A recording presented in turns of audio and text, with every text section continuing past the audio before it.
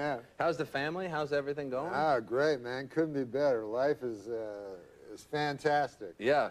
That's good. like life, man. You do, really? Oh, my God. Wow. People that complain about it. First of all, you're lucky enough to be alive when you think about it. You know what I'm saying? Your mother had to have sex with your father. That your grandparents had to have sex. Great-grandparents had to have sex. It's lucky you're alive, my God. It's amazing. And I'm so happy every day that I'm alive because it's just a fluke. There's so many more people that never got to be alive. You know? And, that's an interesting point. I guess you're right. If you do the math. So when people carp about it, I'm like, man, it's the greatest gig in the world, being alive. You get to eat at Denny's, wear a hat, whatever you want. Yeah. Get haircuts.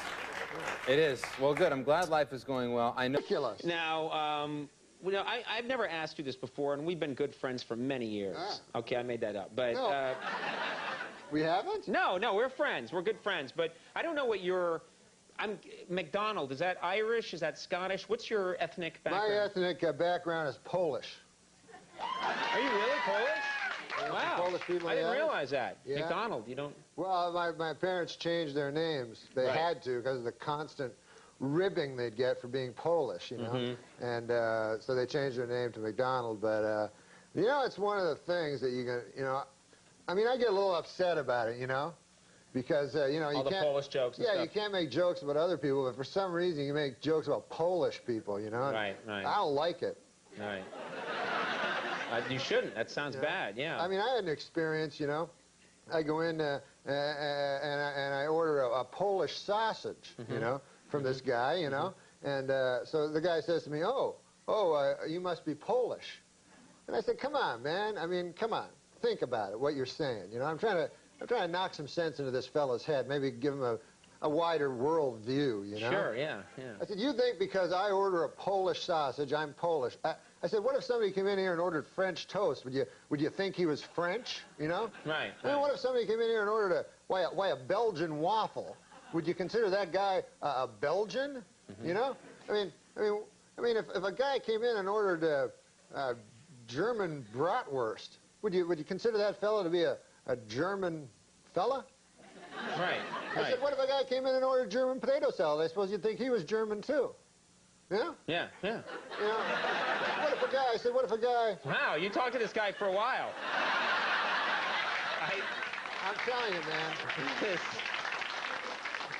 With racists, you have to get through You have to really get it into their head. Right. I said, if a guy came in and he ordered a Cuban hamburger, are you going to assume he's a Cuban? Right.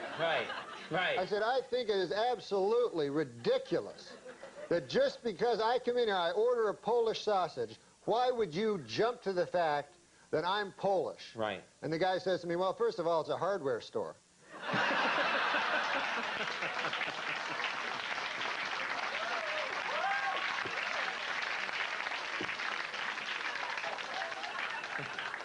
And you hate Polish jokes, don't you? You just hate them. No, I think they're disgusting. Let me ask you quickly. We haven't talked to you in so long. I want to ask you about your family. My great family. I love them all. How's your... we used to talk in the old days. You and I used to spin some yarns about Uncle Hector. How's Uncle Hector? Oh, Uncle Hector. Uncle Hector... He's Polish too, I'm guessing. No, he wasn't Polish. Oh, okay. No, he was from my cousin's side of the family. And he was... he was a great man, my uncle, you know. Right. He was an old fella. He actually rode the rails during the Depression. Oh. You know, he was a hobo. Hobo. As you might call him. I don't like that term, but whatever. Tramp or whatever, Yeah, what have you. Railroad bum. But he wasn't a bum. He was just out. He was a good, honest man during the Depression searching for work, you know. And, you know, he had no money, so he'd travel the country trying to find work, and he actually rode the rails, Uncle Hector. And he told me, it was an interesting story, he'd go through, this was in Canada, and there's a town called Kitchener in Canada, and the railroad cops were tough, boy. They were tougher than the real cops, you know. They had a law of their own, the railroad cops. I feel like I should be tucked into bed listening to you. Anyway, a law of their own, those railroad cops. But there was not a railroad cop tougher than Kitchener Leslie. Oh, boy. He was well known.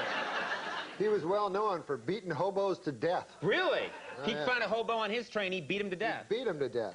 And so what the railroad bums would all do is, as Kitchener approached, of course, oh, hey, hey, Norm, how you doing? So, wow, such focus on these stories. That wasn't a mirror. That was another guy. Okay, oh, it was a guy named Norm. Yeah. So the railroad bums would all hop off before they got to Kitchener, right, to avoid being beaten to death by Kitchener Leslie. Yeah. Anyways, my Uncle Hector, a good man, you know, and he walked into a mine one day. This is a story for that I think the young people could learn from. Don't go mine hopping, kids. During the height of the Depression, where there was absolutely no work, my Uncle Hector walked into I won't say the name of the mining company. It was McIntyre Mine, and he walked in. He had his lunchbox with him and his work boots, and he said, "Sir," he said, "I want a job." And they said, "We have no jobs." He said, "Well, 500 people work here at McIntyre Mine." He goes, "I don't think there are 500 men here better than I." He says, "As a matter of fact, I don't think there are 200 men better than I." He says, I think you'd be strapped to find 100 men better than I." And by golly, he got the job. What do you think of that? That's a great story. Now, I'm sensing there's more. Now back to Kitchener Leslie. Yeah. The most dreaded. No. Uncle Hector. Uncle Hector. What? No, I'm sorry, I'm trying to help you out. No, Uncle Hector. Dad, where's this story going? Uncle Hector worked in a mine, and it's a hellish job, the mine, as you well know. You know, darkness, you know. It's dank. It's dank. Yeah. It's coaly. It's a lot of. What?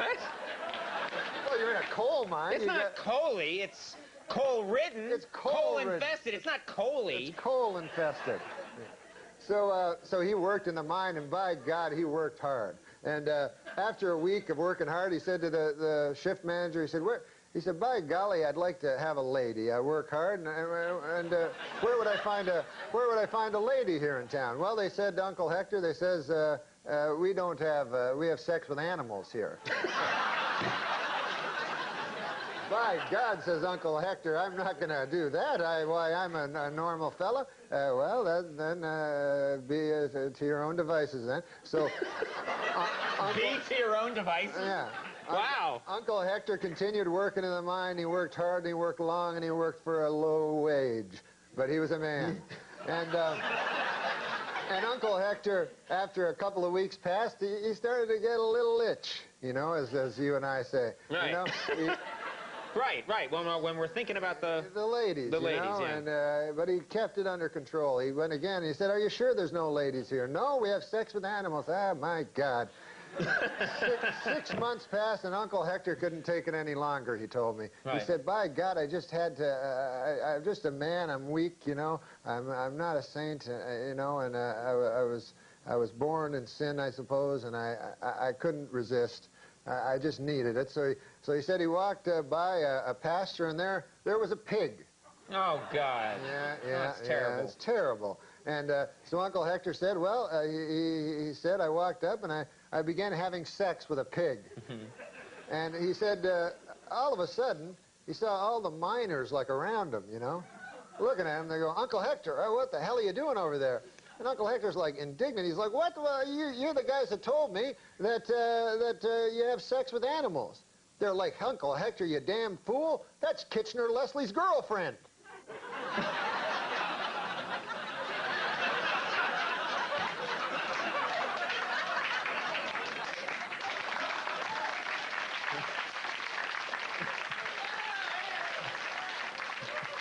Of all the animals. All the animals to have sex with. You don't want to have sex And not with Kitchener Leslie's pig. No, that's terrible. Not Kitchener Leslie's pig. Kitchener Leslie's lady. Oh, yeah.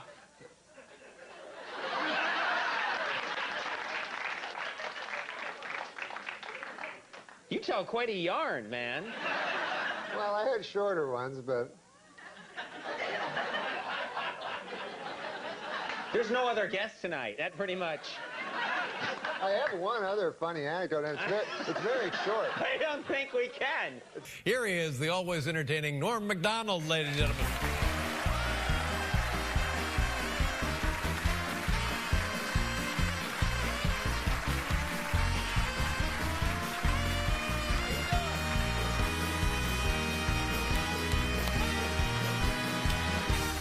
Yeah. I saw that show today, Norm. Very funny. What show? The TV show? Yeah, your TV show. Oh, yeah, congratulations. And by the way, you look very youthful. And how come we haven't seen you in 2 years? Oh, how come I haven't been here in 2 years? Yeah. Oh, man, I've been busy. I got a kid, you know. I know. How old well, you got a kid? Yeah, I do. How old's Harry? He's 7. Yeah, man, they grow up so slow. You know, it's barely discernible. Isn't it? Yes, how old is your son? He's 18. They get far less cute. Yeah. They're Good not as cute when they're out on the lawn punching you in the chest. Yeah. Well, anyway, it's good to have you here. Oh, it's good to be here, and, man. In addition to the new show, the Norm MacDonald Sports Show, you have like your was it your first stand-up special? Yes, I did a Comedy Central special. Great. One of 40 they did this year on Comedy Central. And but it was fun. But I got a weird time. They showed it at 11:30 and on Saturday, and it turned out that was during this thing called Earth Hour. I think some people know what it is. Yeah. On Earth Hour, you have to turn off your electricity. So.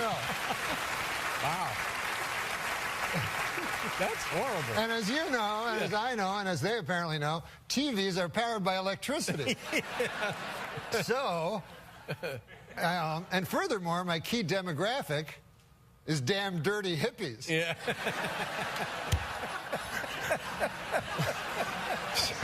Oh, man. Well, you know, what are you going to do? Took one on the chin there. Yeah. Now, listen, I'm very surprised and impressed about this, that you've built kind of like a Twitter following. Yes, well, I'm an internet sensation. Whoa. Now, I didn't take you for a guy that would know about that kind of stuff. I know all about that stuff, Really? man. When did you start Twitter? 2 weeks ago. Really? But this is what I know. I did it for the Oscars. The guy told me how to do it, and I was watching the Oscars, and you know how horrible those were.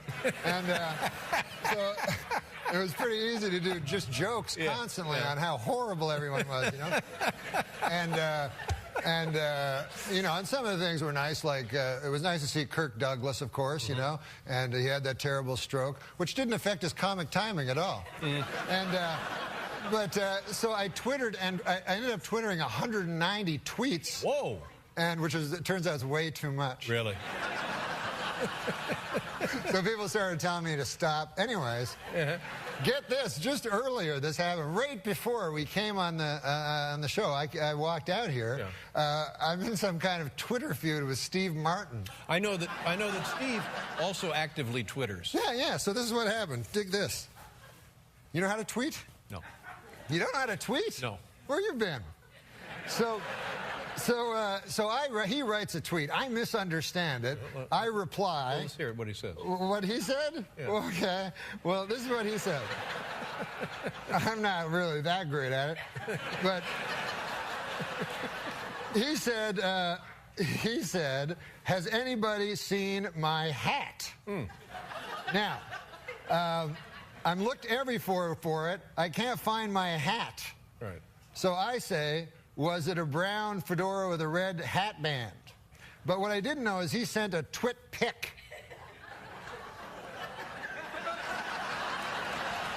Stop right there. Let me just say, if this is an example of Twitter communication, it's invaluable.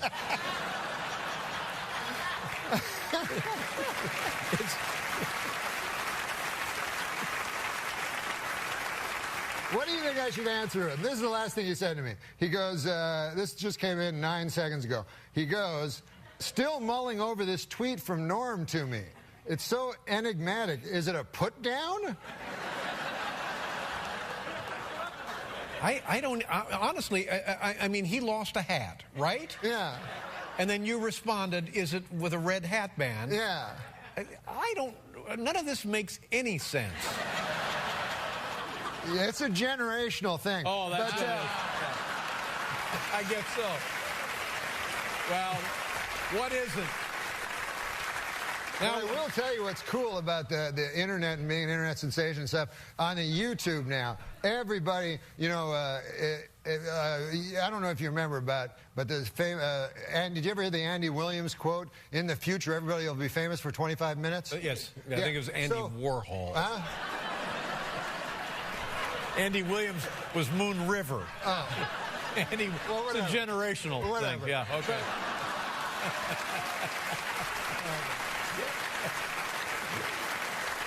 But here's the thing. Like, for instance, have you ever heard of Harrison Schmitt? No. Okay. He walked on the moon. I didn't know that. Right. An astronaut. Right. A guy who walked on the moon. There's very few people that have been in the position to go, hey, where's the moon? There it is. Right. Well, you're right. That's a good point. Right. Now, so 12 people have landed on the moon. Neil Armstrong, Buzz Aldrin. Who else? Right. So this Harrison Schmitt fellow must be going, what the hell do I have to do to get famous? Yeah. Right?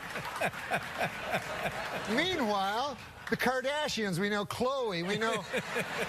It's awful. Yeah, Lois. Lois Kardashian. All of them. We'll be right back with Norm MacDonald, everybody.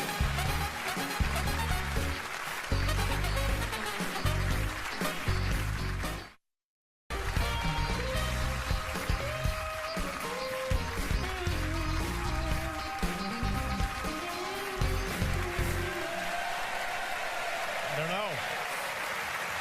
You can tweet Steve Martin. Can you tweet him right now? I can tweet him, yeah. Or just tell him that I said hi. Oh, okay. Yeah.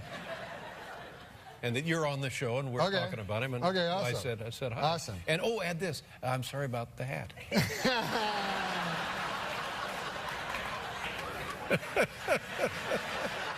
You know what's great also, while I do this, I'll tell you this. The great thing about the blogosphere.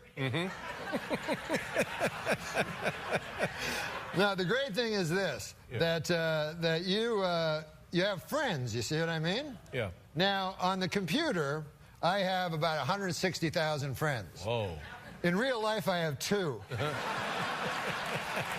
But I actually like my friends on the blogosphere here, because this is the thing. Like they can go like in real life, right? Your friend will go, hey, my grandmother died this morning, and then you go, oh, good. Do you want to come over to my house and talk about it for 4 hours? And then on this thing, your friend can go, hey, my grandmother died today, and then you go, unfollow. Now, Norm, are you? Do I remember that you were? I'm talking to Steve Martin. Okay, I'm sorry. I mean, if you just get that over to him by Labor Day, that'd be. Do you still gamble? Somebody told me that you did. Or did we know that? Yeah, I used to gamble. You don't gamble anymore. Don't gamble anymore. Was it a problem? Did it get to be a problem? Yeah, it got to be a problem, man. And then I tried to do it smart. Every time I tried to do it smart, a bad thing would happen. Like you know? What do you mean? Well, one time I was trying to handicap baseball, you know, which you can actually beat baseball if you handicap it properly. So I was trying to handicap, and I figured it out for like 3 hours, and I went down to the book in Mirage, the sports book, went up to the fella, you know, and there was a guy beside me, a big fat guy, you know, and he was dressed like real rich, you know, and he opened a big attaché case filled with $10,000 chips, pulls out like $750,000, and he's going to bet on this boxer, you know, a fighter, you know? Yeah. And it was a 4-to-1 underdog. So I said, I'm not going to bet my baseball bet. I'll just bet on this 4-to-1 underdog, you know? He must know something. Yeah, because this guy must know something. He's probably in the mafia. So I go and watch the boxing match, Dave, and the guy, my guy that I bet on, gets knocked out in 25 seconds. Oh, no. Whoa. So I go back to the book. I go, what, that guy from the mafia? What? He goes, that guy's not from the mafia. He goes, that's old long shot Louis. He goes, he's a rich guy, loves long shots. Well, there's just no winning, is there? No, there's no winning. Nobody ever wins. Now, this sports show with Norm MacDonald premieres, you know, it's my birthday, April 12th. That's your birthday? I saw it this afternoon. Very funny show, and I think it's going to be a huge hit for you. You want to hear a sports joke? Yeah. Oh, you like racing cars, right? Yeah. How about that Daytona 500? Yeah. How about that kid that won? Right. How old was he? Like 20? Yeah. He raced all around. You know why he went so fast, apparently? He was texting the whole time. It's generational.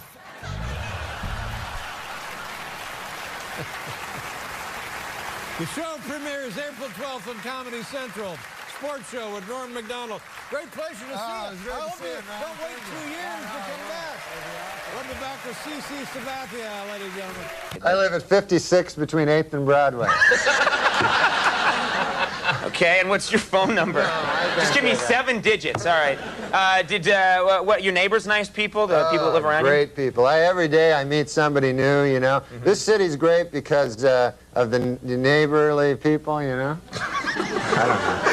But I did meet one neighbor. Interesting story. You know, that this guy just moved in. You know, next door to me. So I'm always one to meet the neighbors.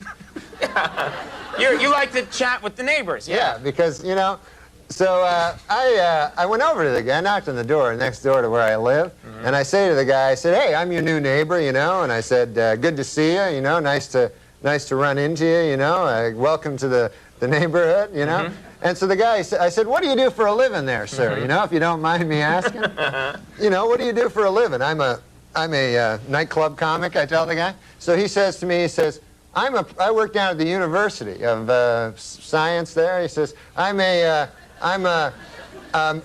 that's a good school, by the way. I can't remember the exact place. Sure. But he says, I'm a professor of logic. Oh. So he says to the guy, he says, logic. Now, what the hell is that? I never heard tell of that. He says, oh, well, he says it's a kind of a pattern of syllogistic. Well, he says it's hard to explain. He says, why don't I give you an example? So I said, fair enough. Why don't you do that? So the guy says, well, he says, let me ask you a question. He says, do you own a doghouse? So I go, yes, I do. He says, well, then that means you probably have a dog. I said, yes.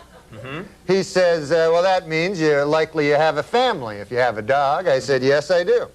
He said, well, then that means you got kids, you're married? I said, yes, yes, I am. He says, well, then you're a heterosexual man. I said, yes, sir, I am. He says, well, you see, that's logic there. I asked if simply from finding out you had a doghouse, I made this series of inferences, and I found that you're a heterosexual man simply from the fact that you had a doghouse. Well, I said, good God, isn't that something? Okay. So I said, well, I won't waste any more of your time there, neighbor. And I said, I'll see you later. See you around. Okay. So I said, come by one day and have a chicken with me. So anyways, I left. So I left. So I go to get a bus, you know, to the bus stop. And I walk down to the bus stop, and I'm still thinking about this thing that happened to me, you know. And I'm standing at the bus, and no bus coming at all, you know, and 5 or 6 of us standing around, and one guy lights up a cigarette there, and he goes, as soon as you light up a cigarette, the bus comes. And he smokes the whole damn cigarette, no bus comes. Right. So I said to the guy, well, that theory really worked, huh? And the guy goes, well, sometimes it works. Anyways, the guy goes, what's new with you? I go, well, I had an interesting thing happen to me today. I said, I met my neighbor. And he goes, oh, yeah?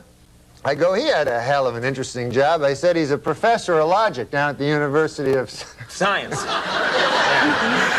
And so the guy says, is that so? He says, professor of logic. He goes, what the hell is that, logic?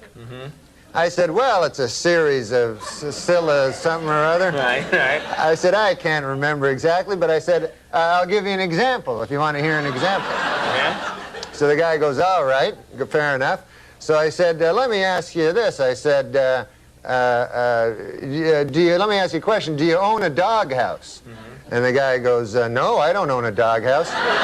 So the guy says, oh, yeah, you're one of them gays.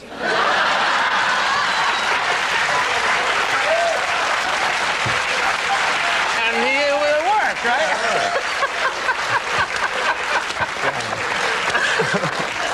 What great stuff you can learn at that was nice. University of Science there.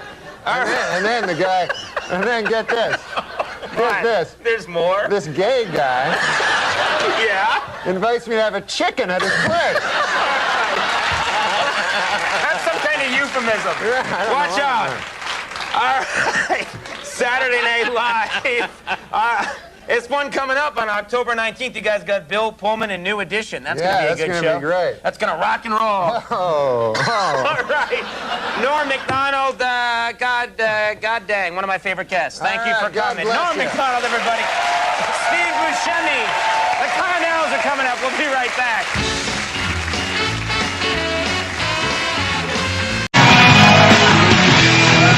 Welcome back to the program. My guest tonight, a very funny comedian and actor, is on Saturday Night Live for many years. His new show is Fox's A Minute with Stan Hooper. Hey, you don't just come in here uninvited. I knocked. Hey, Gary. What are you doing? I'm getting your bed ready. Well, we don't want roses on our bed. We don't live like this, Gary. Yes, you do. Gary, it's lovely, but that'll be all for tonight. Oh, okay, Mrs. H. Well, if you need me, I'll be in my quarters. Oh, where are your quarters? Why would we need him? They're right next door. The house has 5 bedrooms, Gary. Yes, and mine is next to yours. Please welcome Norm MacDonald. Norm!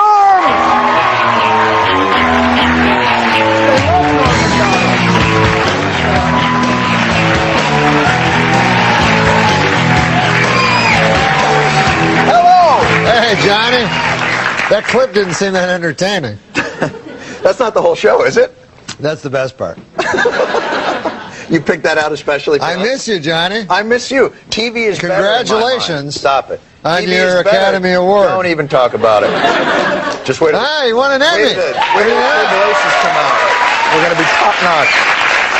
By the way, you are the first guest to sit in our new couch. Talk to me about... This is some couch, I'll tell you that, man. What do you think? I'd it.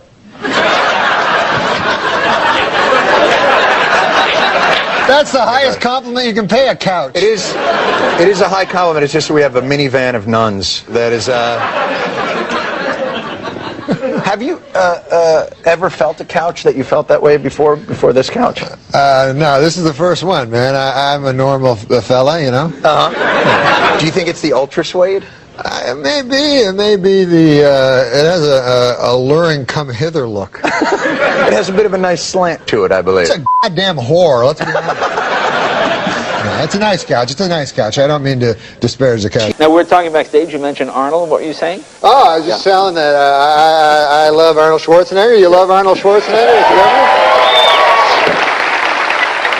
I can already see him turning the state around. And I thought it was very unfair when people said that he wasn't qualified for the office, you know, Really? because they said, you know, because he's a movie star, you know, an action hero, you know, that shouldn't qualify him to be governor of California. Mm-hmm. But what they don't remember is, and maybe I'm wrong with this, but wasn't he at one point in his life Mr. Universe? That's right. Well, yeah. You bring up a cogent point. I mean, this is a tiny state on a globe in the Milky Way. Right. Just to, yeah. You see the big picture. Exactly, yeah. Ridiculous. You know, you're a smart fellow. You should think about running for office with that. Well, I do feel that one day I might do that. In all humility, I think that I might have some ideas, you know. Really? Yeah. But you know, I'm not ready yet. I think you have to prepare for these things. Yeah. So I started weightlifting. You're working out. You look good, I guess. Yeah, I got my abs. Yeah, are those abs?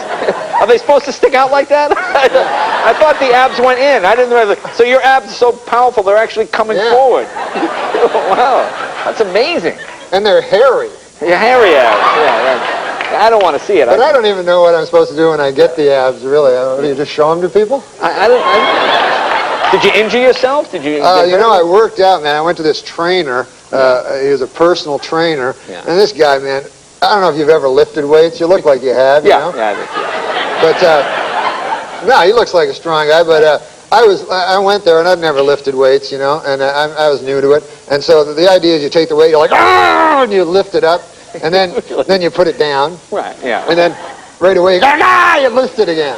And you put it down. And you do this 20 times, Right. and then the weight's where it was when it started, you know. And then So you don't really gain anything. you gain, No. the weight is the same place, and your muscles hurt, you're all sore and everything. And very repetitious, you know. It's It's the same problem I have with sex. I know it's too much of the same. Too much of the same. Yeah. You can't get into it. And so then this character, my trainer, finally, after 2 weeks of like lifting these crazy amounts of weights, I go, geez, I think I finally, it's getting a little easier. He goes, I'll put more weight on it. I go, what? Then I'm like, it's the same thing again.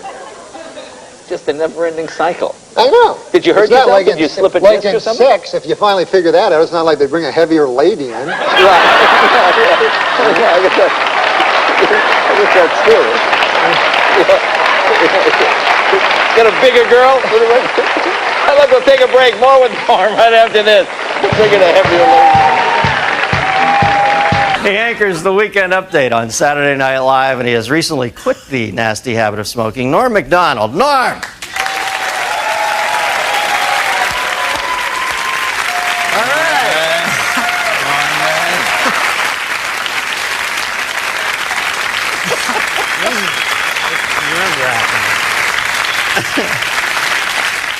Now, you're a young iconoclast, Norm. You know, the kids, they get you. What? I was going to wear a suit, and I don't need to. I like this whole D.B. Cooper look for you, man. This is... Now, is he the guy that jumped out of the plane? No. He's married to Alice Cooper. Now, the thing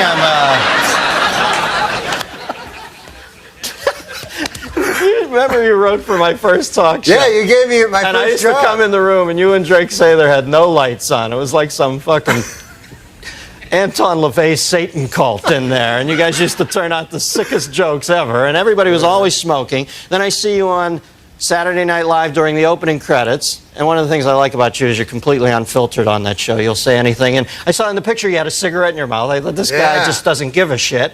So I asked you to come on. I find out you pussed out on me and quit smoking. What is that all about? No, because it's bad for you.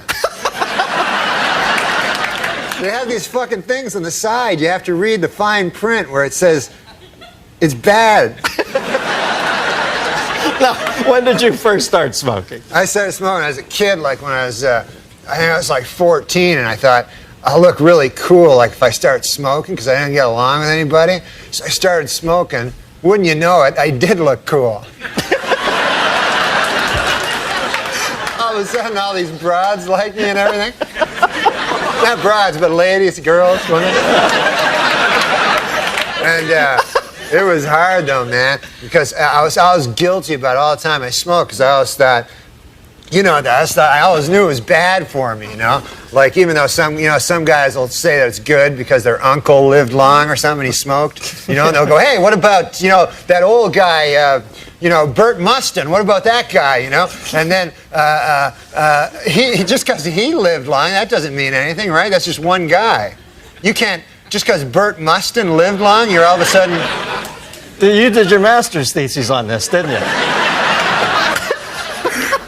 Now, did people bother you a lot when you're smoking? Were people pissed off when... Yeah, people don't like when you smoke, you know. They're bothered. Like, I gotta admit, though, secondhand smoke is bad. Like, I don't like... When I smoked, I didn't like secondhand smoke. Yeah. You know? I like that first-hand smoke because you get to suck it right out of the cigarette, you know? And the secondhand... Any fucking thing that's already been ingested by someone is not as good, you know? You know what I mean? Like a pork sandwich is delicious, but after a digested pork sandwich, that's fucking shit. You know? You can't fight that logic, Norman. You cannot. Do you think advertising brings kids to smoking? You know, there's a lot of fight with the Joe Camel thing. Do you think they really? Yeah, definitely they got it. Because the thing is this. The advertisers, they got to go after kids because they're not going to get adults. Like, there's not going to be a 50-year-old guy going, hey, I should start smoking. That goddamn Camel. Look at him. They got to get little children. Joe Camel. Yeah. That's a frightening-looking beast. He looks like a cock. I read it. I didn't make this up. And I know you don't mind first-hand cock, but... You don't know that. Don't say that. this stuff happens, man. Because a buddy of mine worked on Saturday Night Live, and he said he was a fag once as a joke. And then he said everybody comes up to him saying, "Are you a fag?" Gay man, I mean. Show about smoking. They thought you meant the British word for cigarette. All right. Exactly. Can I bum a fag? That's what they say in England. Where else? All right. The thing about Joe Camel looking like a cock, Dennis. I lost my train of thought. Thanks for bringing me back. This is what I've noticed. He doesn't even look like a fucking camel. He looks so much like a cock. Because you know how it's usually subliminal? Yeah. Where you have to find the cock, right? This character, you have to find the goddamn camel.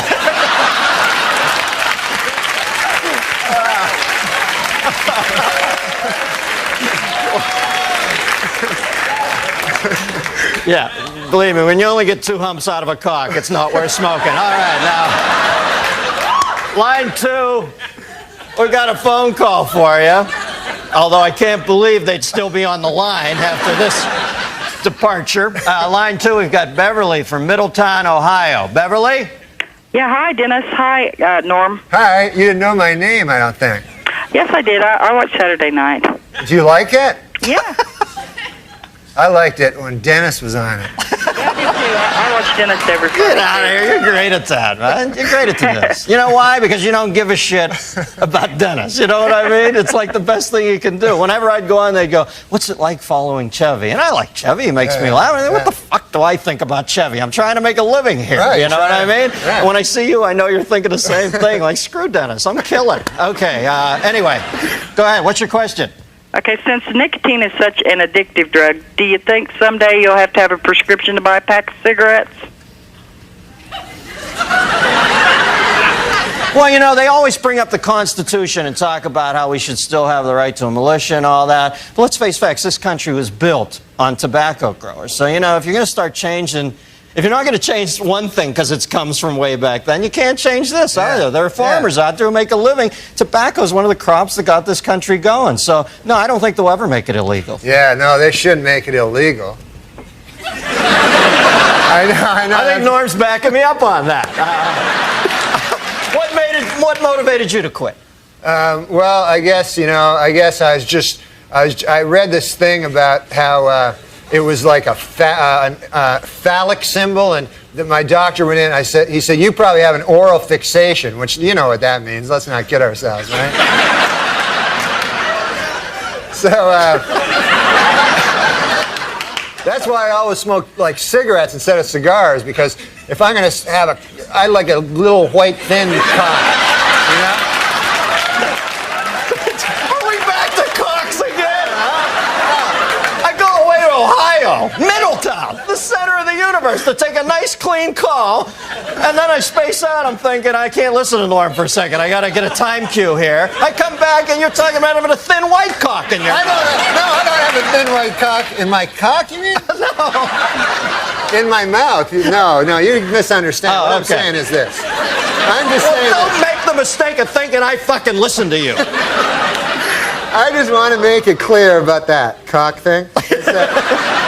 I was just saying, if I ever was gay, if they like suddenly made it mandatory or something, then I would choose the smallest cock, and I would like a guy that came fast. I don't know. I thought the subject was cocks. No, cocks is next week. I'm sorry. Does that answer your question? Yes, it does. Norm MacDonald, ladies and gentlemen. Stick around. Luckily, we have the good taste to bring tonight's guest back. Every season, he is as uncensored a wit as they come. His new sitcom, The Norm Show, is on ABC Wednesdays at 9:30. Please welcome George Wendt, ladies and gentlemen. They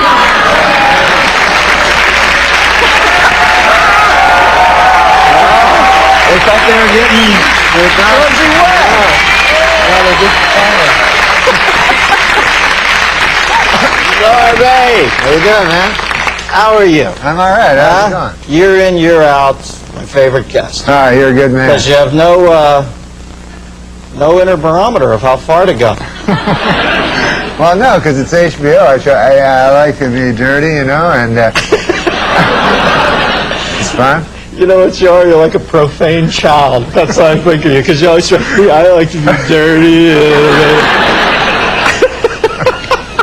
Then you go up on this Pynchon-esque cock rant for like 3 minutes. Yeah, cocks are ugly, and Joe Campbell's a cock, and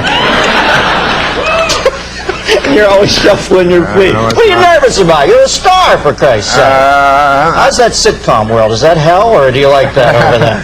It's not a lot of fun, but, you know, it's good to do. No, it's not on Ohlmeyer's. Has Ohlmeyer sent you a congratulatory telegram, or what word am I looking for there? Ohlmeyer, I haven't heard any missive, I think. Who's the Ohlmeyer at your network? This lady, Jamie Tarsis. She think you're funny? Yeah. Ohlmeyer's not even there anymore, isn't it? Isn't one of his last official duties to whack you? Yeah. He took off, and they got this other guy, I think it's maybe Sammy Sosa. Scott Sassa. Scott Sassa.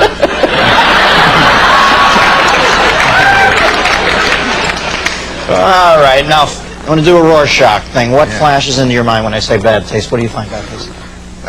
Well, there was this performance art guy, I remember in New York, that his whole big thing was he'd take a picture of our Lord and Savior Jesus Christ of Nazareth, and then... Oh, that's Jesus Christ. Yeah. And then his whole act is he'd piss on it with his cock. Wow, you know, at least he showed respect. He could have pissed with his, what, arm? You're right. So I thought that was really and horribly bad. That's over the line, as far as... Yeah, because Jesus Christ, you know, he died for the guy's sin, and then the guy pisses on his picture. And it was a picture of Jesus dying for his sins. Like he was on the cross going, oh, I'm dying for the guy's sins. And then this guy's like pissing all over it. But, you know, when Judgment Day comes, he's going to have to face Jesus Christ of Almighty of Nazareth, you know. And Jesus is going to say, hey, asshole, what's with the peeing on my picture? Yeah. That negates every other good thing he ever did, you know. Yeah. He's like, you don't piss on my picture. Yeah. You don't want to come up to the gates of heaven, God's leaning there with a nunchuck strapped around his neck, you know. How do you go, I'll have some performance art for you while the fucking devil shoves some coal up your ass.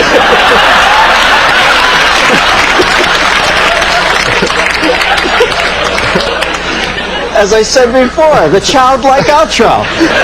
But effective. How do you define bad taste? Is it like beauty? Is it in the eye of the beholder, or what? Yeah, it kind of is. You know, it depends on what people... Some people, like, get all upset over certain words, like...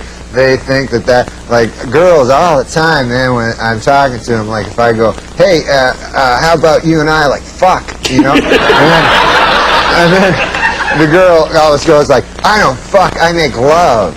I make love. And I go, I don't care, whatever you want to call, as long as my dirty cock's involved, you know? I don't care. I'm not going to not going to get in a semantic argument. You know, you can call it making a grilled cheese sandwich as long as there's a lot of me doing that kind of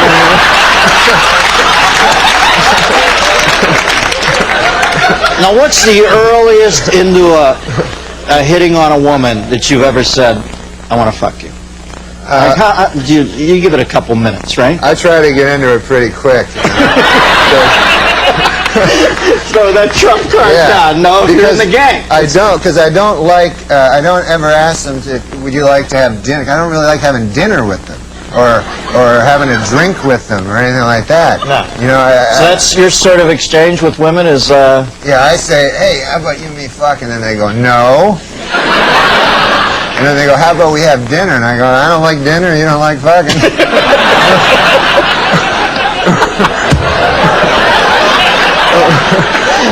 So it's a pretty basic thing you have with them. Kind of a basic exchange. I'm not good with it. Now, Norm, have you ever done anything in your long and storied career that you consider specifically to be in bad taste, as you look back on it? Maybe at the time you thought it was a good play, but you look back on it and you think that was in bad taste. Well, sometimes, like in stand-up, I'll do jokes that are, like one time I was doing this thing in San Francisco and they were all gay people in the audience, they told me. So I figured I'd do San Francisco? Yeah. No.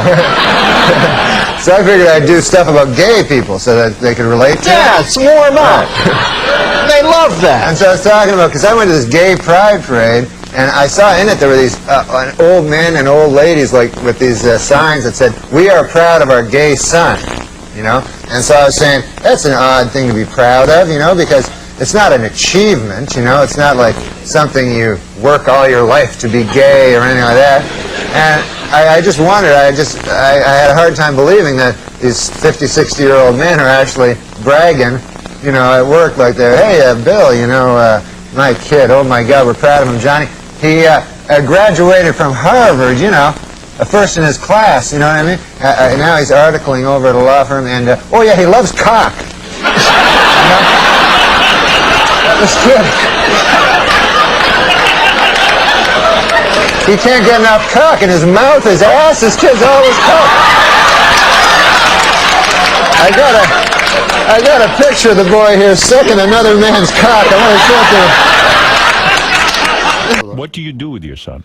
I play with him. You do.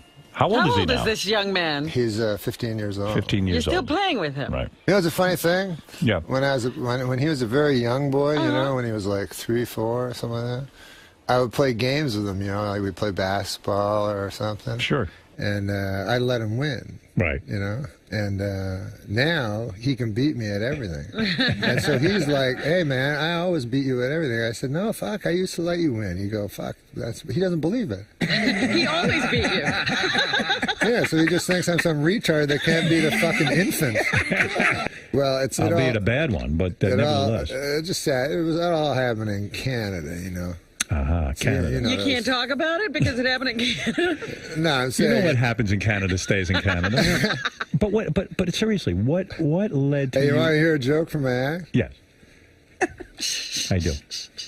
He must have done something really bad. No, it's about that whatever happened in Vegas stays in Vegas. Go ahead. Yeah, I want to hear that. That fucking whatever happens in Vegas stays in Vegas. Yeah, I heard that. I heard that. So actually, it doesn't really stay. Like you can't. It's not like you can kill a person and then leave Vegas and everything's cool. You know what I mean? So what I did was I looked at that phrase. What it actually means is basically you can go to Vegas, fuck a prostitute, and then she will not tell your wife. Right. That's exactly what they're saying. You're saying not like those gossipy small town whores. You're saying back to where you come from. I'm saying back at home, they're blabbermouths. You're saying, in other words, they're sitting in the beauty parlor going, "Oh, you're married to Hank Johnson? I fucking shit on his face last night." In other words, it's a small world. There are certain people who literally. What did Gilbert do? I read in the computer that Gilbert said something back at Affleck or something. Well, I don't. You know, Gilbert is not the type to apologize for anything he says, but I think it cost him a lot of money. The Affleck gig was easy. Once a year he goes in, acts like a duck, and he makes a ton of dough. And he doesn't even have to say anything but Affleck. Hey, you're right, Affleck. So you know, he didn't know Affleck, I guess, has 75% of their business in Japan. And they got a bit offended by what was going on. So I did an audition for it. Did you really? Did you? It seems like everyone is being auditioned Now, for the what Affleck did you do? Did you try to sound like Gilbert, or did you try to change the duck? They said I went. I have only been on like 5 auditions in my life, and everyone's been a fucking nightmare. You don't strike me as an auditioning kind of guy. I'm the worst fucking ever. So I go in, and then the woman goes like, I just thought I'd have to say Affleck once. Right, that's easy. So she goes, "Listen, I want you to create a story. Like, that's what I want you to do. Like, you just think of the duck, be quizzical and funny, and then sarcastic, and then serious, and then sexy." And she goes, "Just create a story. Have fun." They all say, "Fucking have fun with it." No, this is my work. There's no fun here. So then, like 3 seconds in, I'm like, I want to get the fuck out of here. I ain't gonna be the fucking duck. So she left, and then there's just me and a guy with a hat. So I said, listen, man, I'll just say Affleck and get the fuck out of here, because I only got so many fucking moments in my life. Right. You got a life to live. Yeah. So have you ever been in that situation? You've never have been, because you have complete freedom. But it's me, a guy with a hat. He's telling me how to say Affleck. I'm saying Affleck. I'm going, I don't have that many years left. It dawned on you that this is actual. This is time. Like if a doctor told you had 3 weeks to live, you'd say, God, I'm spending too much time here. Yeah, exactly. So you go to psychiatrist? Yeah. Do you go to psychiatrist? I went for 4 times. I could see you'd be difficult. I started making up shit. Right. And it was like routines. bad. Did you feel Not routines, but I'd exaggerate things. And then I go, well, no, it wasn't that bad. So it was hard for you to take yourself seriously in therapy. The first time I went was here in New York, man. I went to a fucking apartment. It was in an apartment. Is this during Saturday Night Live years? Yeah. Okay. And I was fucking addicted to gambling and shit, so that's why I went. But anyways, I go to this. You're not addicted anymore to that? You went and got cured? I got cured. Yeah, look at him. He's cured. He's only gambling $100,000 a hand now. So it's a lady. It was a lady. Yeah. A lady psychiatrist. Yes. Attractive? No. Thank God. Man. You're like such a seductress. I could see you. Like the things at the bottom of the fish tank? Yeah. Like the that. Sucking fish? Yeah, she looked like that. But she was a nice lady. Like a flounder. And smart from the universities and shit, right? Right. Did someone recommend you? Someone from Lorne Michaels say this Somebody said go to this lady. So I go in, right? And I never been to no psychiatrist. So she starts asking me questions. And I'm making little jokes and shit, right? Everything she's asking. So she says, enough with the fucking jokes. What's that shit, right? Don't do jokes. Right, take it seriously. You're talking about your father and stuff, and you're making jokes. Right. Like, say really what it is. So I go, I never did that in my life, right? So I'm like, all right. So then I'm talking. So then cut to fucking 25 minutes later, tears streaming down my eyes. I'm fucking like a fucking little fag baby, right? I don't know if babies are fags. I don't know. But I'm crying and shit, right? And then she's like, okay, time's up. Beat it. Yeah. So I'm like, whoa. I go, no, please. I go, I'll pay you more. Just I have to stay here, right? And she's like, there's another lady. Get out, So I'm like, ah. So then I walk out in the cold New York, with the hot dog vendors. They don't give a fuck about you. Tears. And I go through Central Park shaking. And here's a story about Rodney, man. He was fucking guy. Kept doing coke and shit, even when you get scared at some point. You stop doing drugs. Yeah. Right. Most humans. Not him. This fucker, 80, whatever he was, doing all kinds of shit. Saga told me the story, right? So he's in the hospital, and he's got a fucking brain tumor that's going to cause a heart attack. All this crazy shit, right? Right. So everybody's worried about him. Just leaves the hospital 2 days later, right? Walks out on his own. Yeah, so he's in the comedy store with 2 hookers, and he's waiting for Ron Jeremy to show up. Oh my goodness! So this is 2 days later. Yeah. So Saget told me he walked in, he was like completely shocked. He said, "Rodney, how you doing, man? Well, what's going on?" He goes, "How are you doing?" And Rodney goes, "How am I doing?" He goes, "I'm sitting here with 2 whores waiting for a guy who can suck his own dick. How you doing?" Still very quick. Yeah. He was a genuine character. I know guys who went into meetings with him about a movie. Yeah. He'd show up late in a bathrobe with his balls hanging out. Yeah. And like legendary stories of it. You talk about not giving a fuck. You worship that. You want to be that guy who doesn't give a fuck, right? I met Rodney, man, when I was fucking. I made the worst mistake ever, which I was in the fucking hotel, and I loved Rodney and shit. I didn't know him. And I was coming down in the casino. I was coming down the fucking elevator, and Rodney was in the elevator. I'm like, oh my God, it's Rodney. I gotta say something to him. So anyways, I'd worked on some stupid fucking thing with this director who said he worked with Rodney. Yeah. So I used that as a thing, right? So I go, hey, Rodney. I go, we have a common friend. He goes, who's that? I go, Paul Johnson. He goes, that cocksucker. He goes, that fucker's no friend. And there's a full elevator. That fucker's no friend of mine. You tell him he can suck my dick. I'm like, oh, I'm not his friend. I'm not his friend. And you hear these stories that Rodney was sort of a bitter guy because he made it late in life and all that. But yet he was a sweet guy because he helped everybody. I mean, he did something for me that I'll never forget. Like I appeared on the Tonight Show with Jay Leno back when I would work with that scumbag. Yeah. I'm just fucking.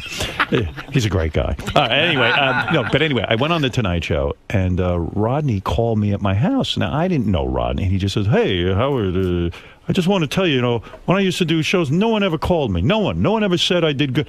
I knew what you were doing up there. You were great. You were doing a great job." Cool. And I was like, wow, Rodney Dangerous. I mean, because he's the guy. You know, if he thinks you did okay, I must have done okay. Yeah. So what a tremendous, nice thing to do for somebody. Unbelievable. Well, I met him on Saturday Night Live because he came and did, when I did Update, he came and did some jokes on his 75th birthday.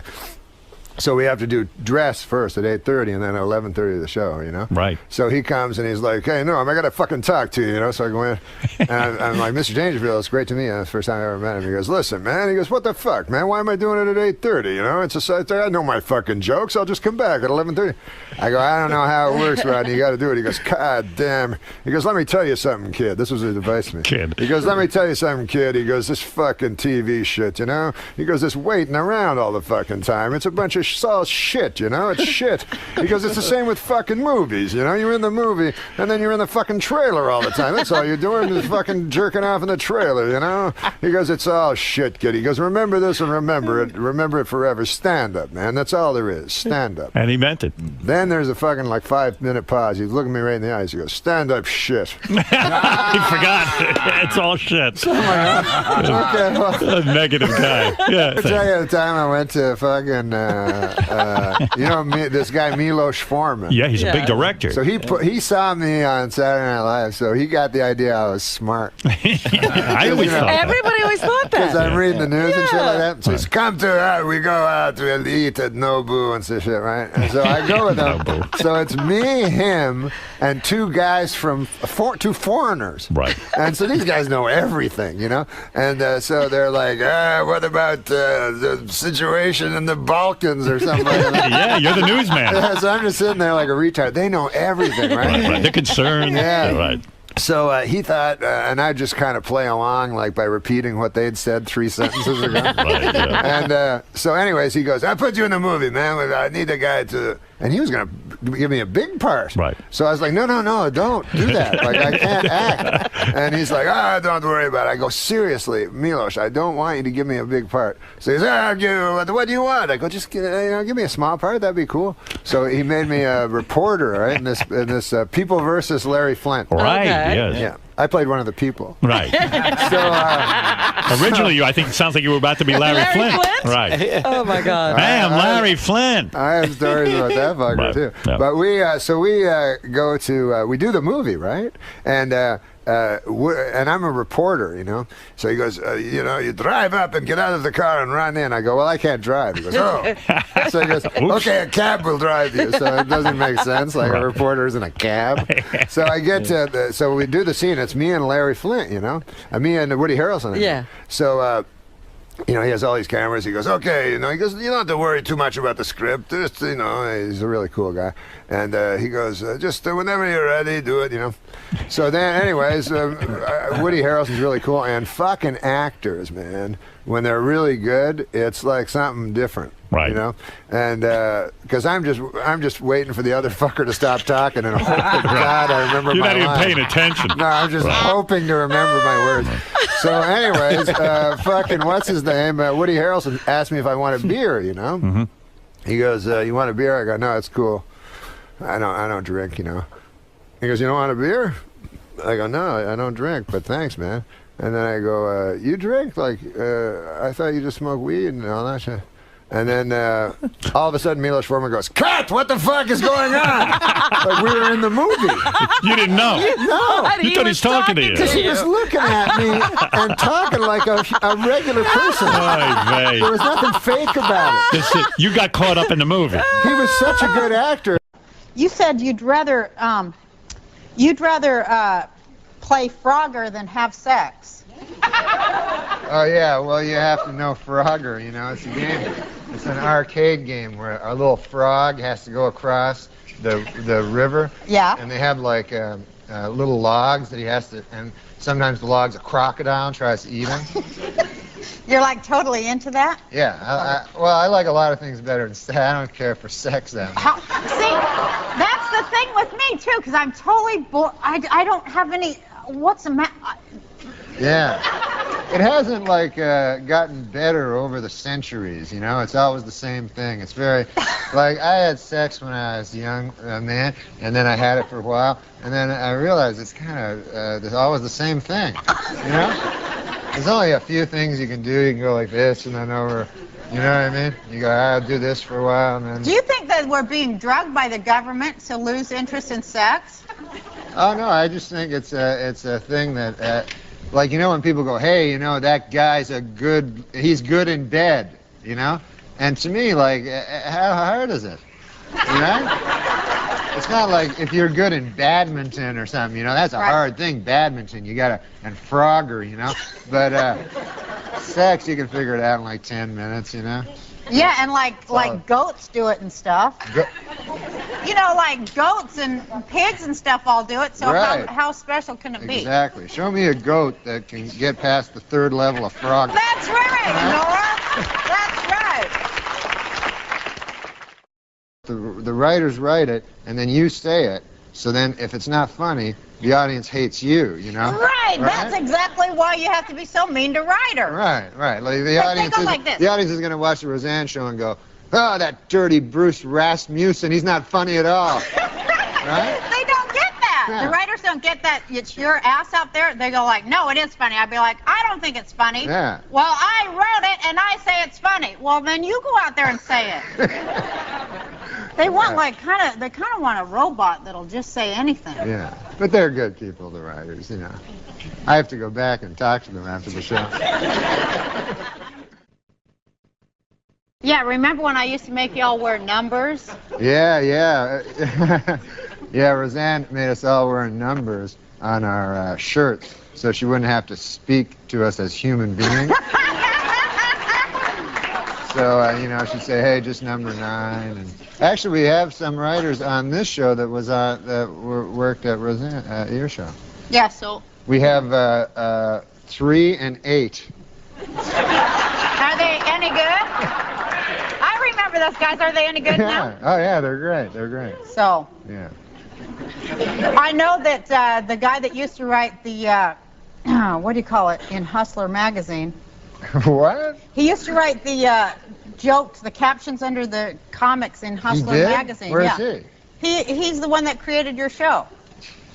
He is? He's the most talented. Yeah, he's the most talented of all of them. He also did Drew Carey. He's the most talented number I ever had on that show. Yeah. And I wish him the best. Yeah, and he's Bruce Halford. Yeah, 3. Yeah, he started out at Hustler magazine. Yeah, I didn't know that. Those things were hysterical. He never told me that.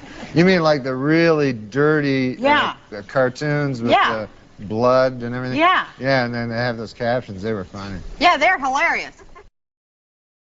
That one time I had a psychiatrist. Yeah. Because they told me I should go see a psychiatrist. I didn't want to go see one or anything like that. But so I go to see this dude, the psychiatrist, and I'm talking to the guy, and I couldn't think of any problems or anything that I had. You know, I was just like, guy I'm working with is kind of a troublemaker, you know, and the boss is always... So I'm just like, I had nothing to say, and the guy's like sitting there, you know. So then I go to the guy twice, right? And then I'm reading the paper, the guy kills himself. Really? Yeah, he killed himself. And then I was reading his horrible life, like he was on all these drugs, and he was one of those guys that like to hang themselves there to have sex, and all this weird stuff. Anyway. Oh, my God! Yeah. And then I just kept thinking, good God, like the last week of his life, he was listening to my boring problems, you know? He's all troubled, and I'm going, anyways, the guy, you know, I don't think he respects me, my boss, you know? That's kind of, did like that, how deeply did that frighten you? When you read it in the paper that he killed himself. Yeah, I don't like hearing about guys killing themselves. That's really scary, isn't it? Yeah. Especially a psychiatrist, you figure they got it all going on in their head, right? Yeah. And then, like, when you find out they're crazier than you. Yeah. I don't like that. Because I don't like those psychiatrists, too. I'm always afraid, like, that, you know, they get you under their spell there. Yeah, and then, they do. And then you don't have anybody else. You only trust the guy. Yeah. And then, of course, first thing he does has sex with you. That's right. Yeah, the first, it's like a cult. It's a horrifying cult, I think. Same with hypnotists. Like, I always think if a hypnotist is going to hypnotize you, Yeah. he should say right before, I promise I will not have sex with you, you know, while you're under, because, you know, I want to give up smoking, but at the same time. I brought some pizza. Oh, boy. Oh, I love this pizza. Yeah, it's pizza. Dairy pizza. Oh, my God, look it. It's kosher pizza. It's so good, too. Because you're Jewish. That's right. I just want to be able to eat pepperoni that's made out of veal or something. I love that. You'll go to hell. What, if I eat pepperoni with pork? Yeah, because you're Jewish. Will that make me go to hell? Yeah, isn't that the whole idea? Go to hell? You know, I'm Christian. I can eat any kind of pizza and not go to hell.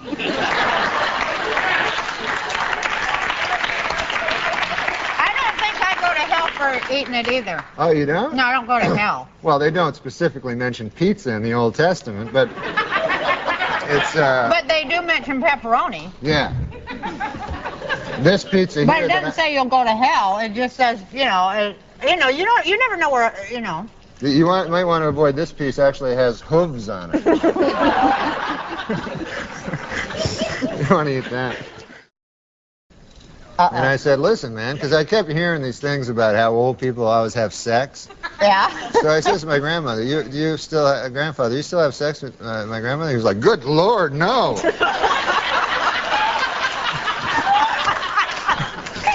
And then he was explaining it to me. He was like, because in his own head, he thinks he's like a young dude. Yeah. You know? And so he says, like, when you get old, it's not like all of a sudden your taste change where you go, hey, that wrinkly old lady looks good. He told you that? Yeah. Wow. He said that people still look good when they're in their 20s to, like, real old guys? Yeah, yeah. Because he said whenever he looked in the mirror, he was always shocked because he thought he was like a doughboy back in the First World War. You know? He thought he was a handsome dude. And even if he did know he was ugly, he still was not attracted to the old bags. Norm MacDonald is on the Adam Carolla Show. Great to see you, Norm. Hey, Adam. Hey, Teresa. Hi, Norm. How you doing? Norm's going to be at the Bray Improv tomorrow. That is Thursday through Sunday. 2 shows on Friday and Saturday. Feels like a tall order for Norm MacDonald. Yeah, it's gonna be fun, man. It's gonna be a donkey ride to heaven. Sure will be. Hey, Norm, I don't know if you can remember this story, but somebody, I think, told it to me about you gambling, coming in late, and calling for a wake-up call that was probably just a few minutes after you went to bed. Do you remember that story? Yes. How did that story go? I remember laughing hysterically, but I don't remember all the details. It was back when I was drinking, and I was really drinking a lot. And I was gambling and everything, and then I went up to the room and I said, I phoned down to the, I'm trying to remember, I phoned back down to the front desk and I said, listen, give me a wake-up call for 6 o'clock. And I was like, oh, it's 5 to 6. And I said, I better let you go, you'll be dialing soon. Norm, it's like Ty Pennington got to your head and made you over. The last time I saw you, you had a gray beard. Oh, yeah. You really... Why did you say I was sober? I don't drink. Wow. You don't drink? I don't drink and I don't do drugs, but it's an odd thing. Really? Yeah, I don't do anything. Hold on,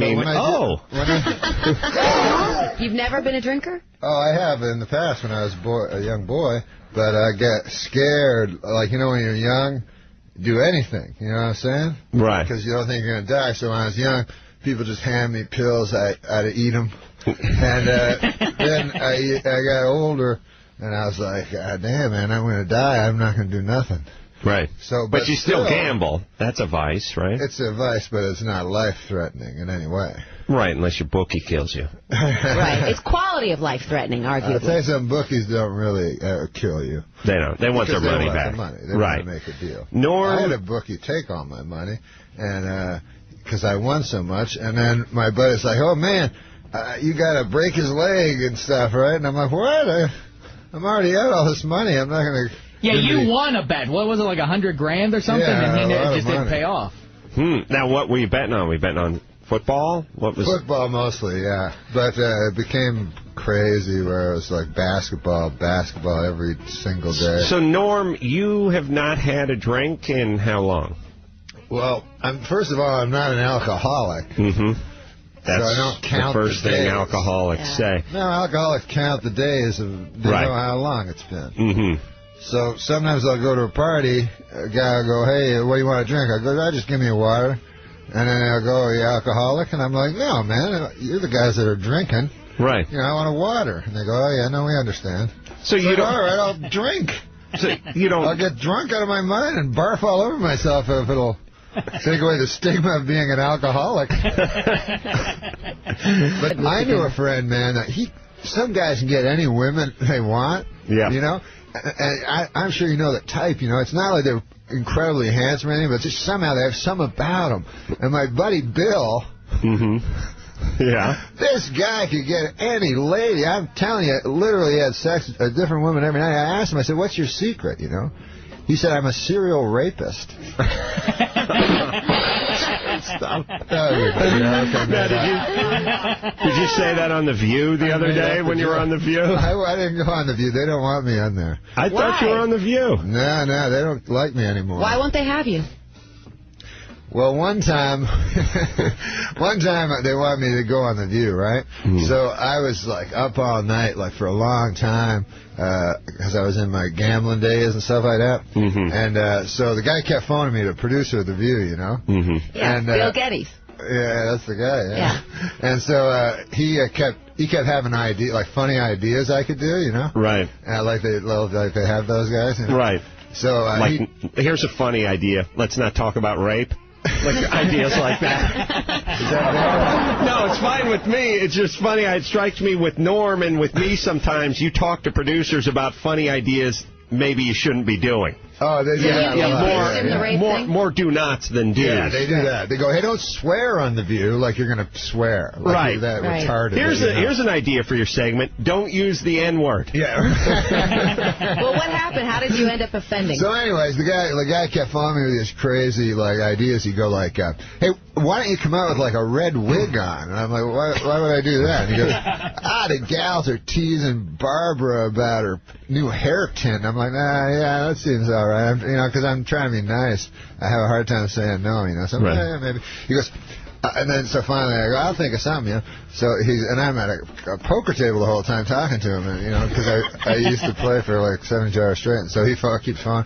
He's like, I got it, man. He's like, you carry out a cell phone onto the show, right? And then he goes, halfway during the show, your cell phone rings, you know, and it's your agent Morty, you know. So you pick it up, you're like, hey, man, I'm on The View. This is no time to talk here, Morty. You know, he goes, Morty's not on the line. You just pretend, you know. Right. And, this is a terrible time, Morty. I'm on the TV, you know. So I go, oh, yeah, that sounds good, you know, with no intention of really doing it. Right.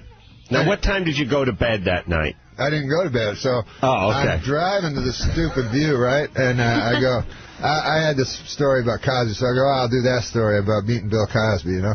So I show up and they put makeup on. I go, what are you going to talk about? I go, I'm cool, man. Just tell them, do you ever meet Bill Cosby?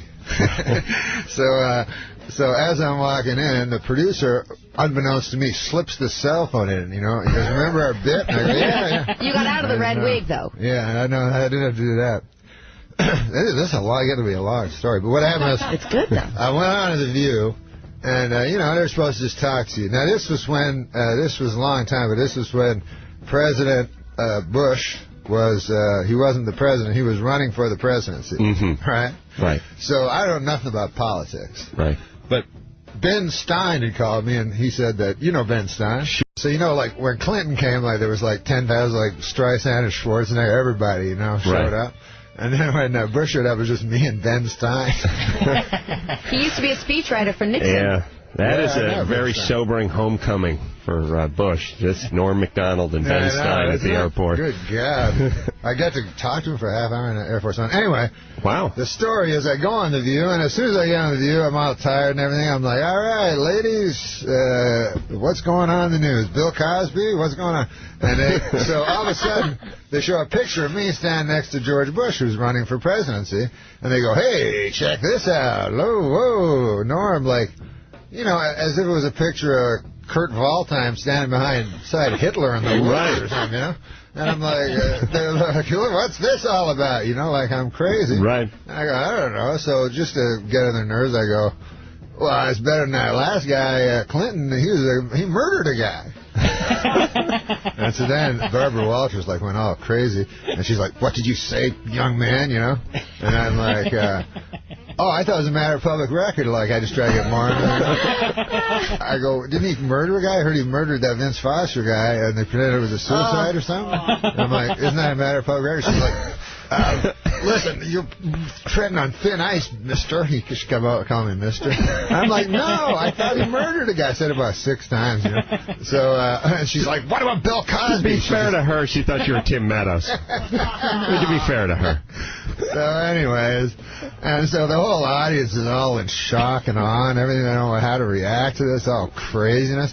And all of a sudden, like, my cell phone rings, right? You got the bit, yeah. The bit. Morty's on the phone. I'd forgotten about it. It was coming from the speakers. I didn't know what it was like that. And so then it occurred to me, and I pull out the cell phone. I'm like, hey, Morty, hey, this is a terrible time to call, right? So then Barbara Walters goes, what are you doing, you know? And I go, I don't know. So that retard in the back told me to pretend that Morty was calling. And then she goes, she just stared at me for like 3 seconds. She goes, you are one piece of work, mister. Wow. And that was the end of that. Should have said it was Vince Foster calling from the beyond. He's calling from hell. Says he'll see you soon. Norm's got a new CD out called Ridiculous. Norm, when we left off, we were talking about Bill Cosby and you never getting to tell your Bill Cosby story on The View, but you can certainly tell it here. Oh, Bill Cosby? Well, I opened for Bill Cosby, and I was really excited, you know, because I'm a comedian, and he was like the first comedian I ever heard and everything, and I still love him, you know.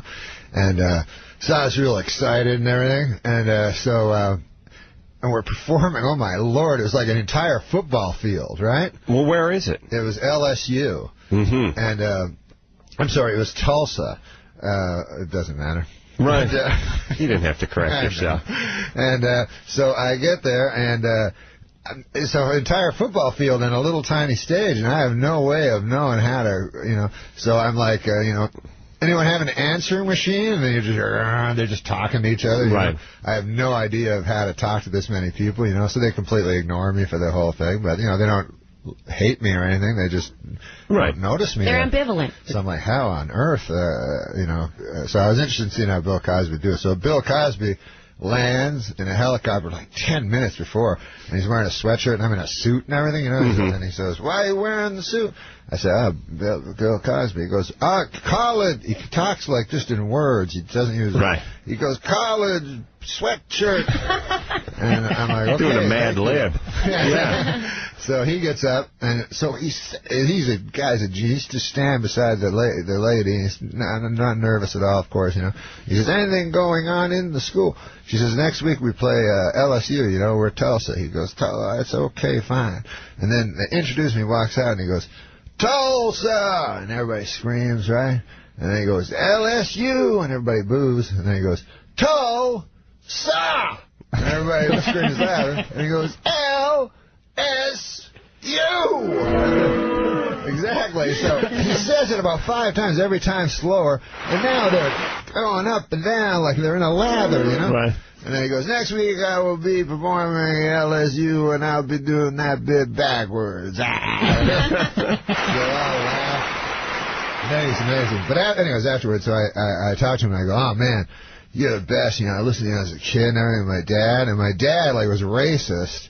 But he loved you know. And I it's the ultimate compliment. It is. It tempered, like, his racism and stuff. Yeah, it's like telling a cow that your mom's vegan, but was willing to eat just you. Cow. Yes. That's how much she loves you. Yeah, if you want to compare an African-American to a cow. That would be a good analogy. Well, you don't want to pick another animal, one that may climb a tree and eat bananas. This is getting ugly. Let's. All right, Norm, come on, reel it in. So Cosby says to me, so I said, yeah, my dad loves you. He goes, where does your dad live? I go, Ottawa. So he turns to his agent, whatever guy who was with him. He goes, Fred, am I not doing Ottawa? So he looks on his thing, and he says, oh, yes, so Mr. Cosby, you're doing Ottawa in August. And he goes, get me the man, get the man, father. He says, so now I'll get your father front row seat afterward. He'll come back to and talk with me, and I'll treat the man well. And I was like, oh, man, that's great. So he goes, get me a pen. The man needs a pen and a paper. Write down the phone number. And so I'm getting a pen and paper, and I realize my dad's dead, right? He's been dead like 10 years. Well, 666 would be the area code. He's a VIP. Sorry, buddy. So I go, oh, man, I don't want to now say my dad's dead and bring the whole conversation down. Right, sure. So I just write down 9 numbers, Is it 9, 10? I know You gave him a fake number for your dad. He's a mathematical genius. Norm MacDonald, everybody. I know the area code of where my dad lived.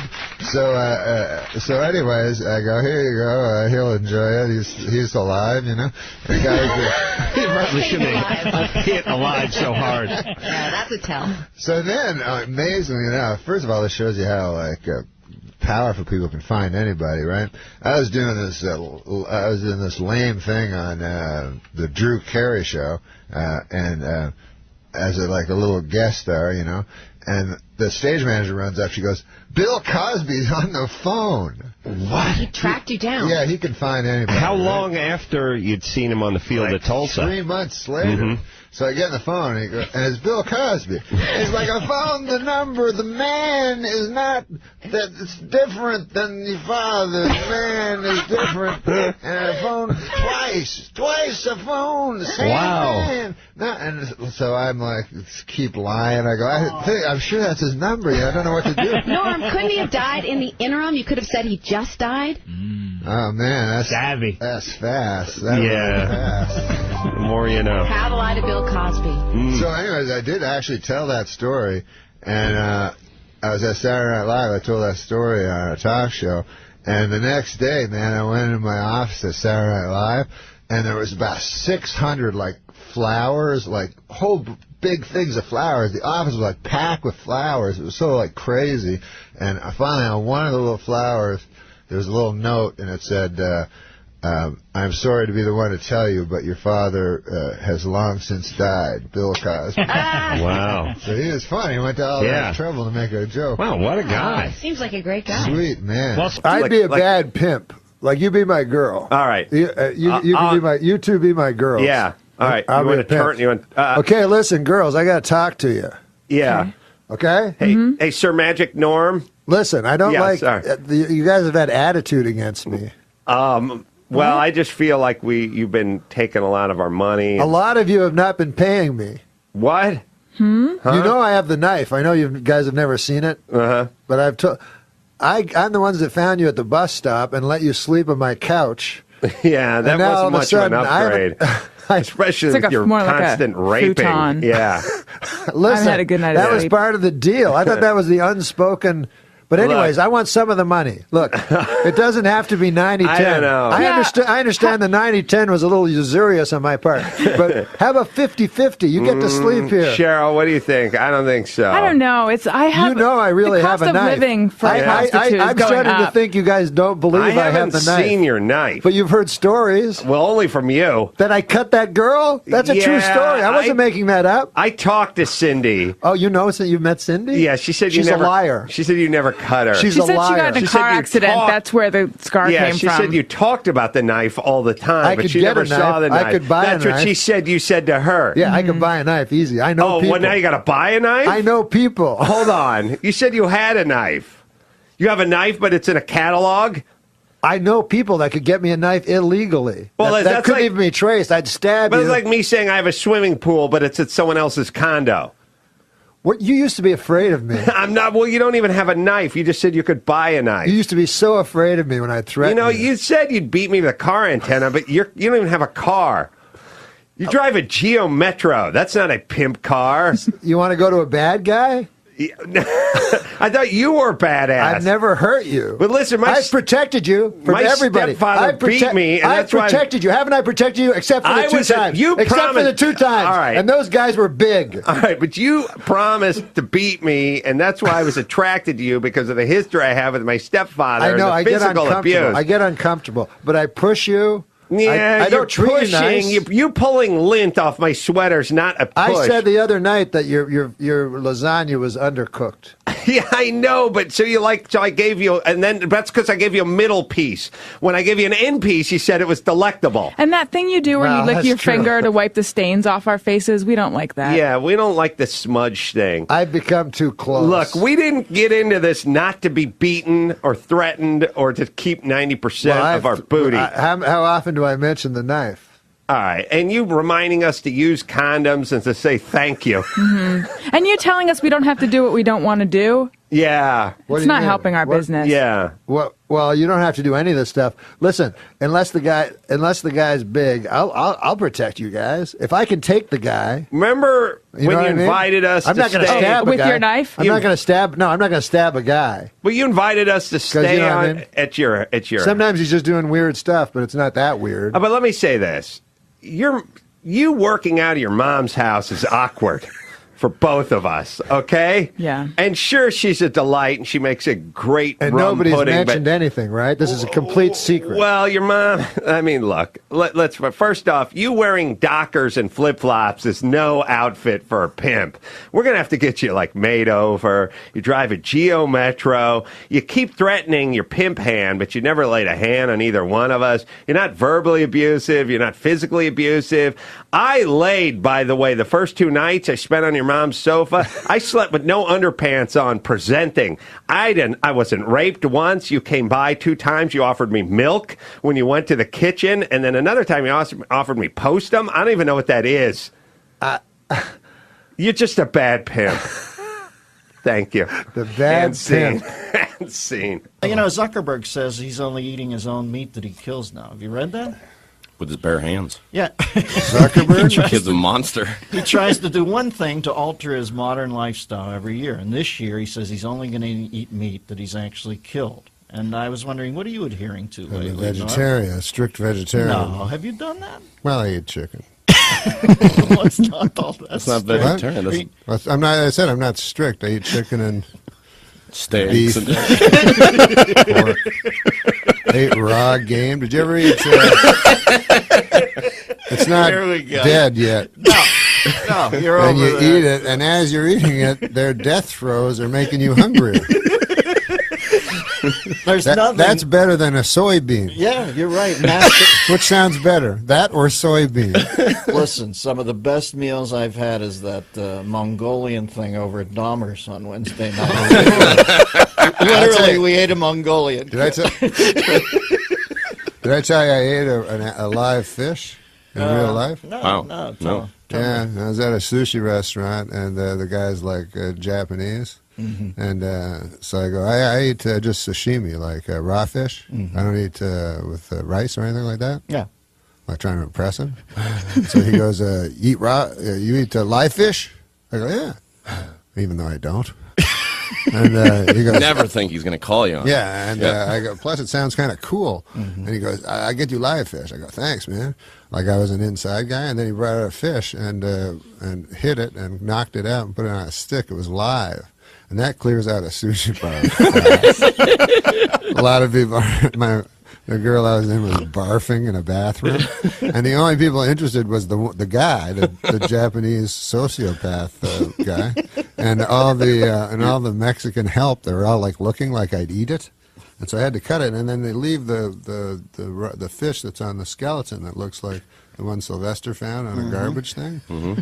To move. It's moving and like a dead bobblehead, and you had to put water in its mouth to keep it alive so you could watch it die as you ate. It was a nice meal.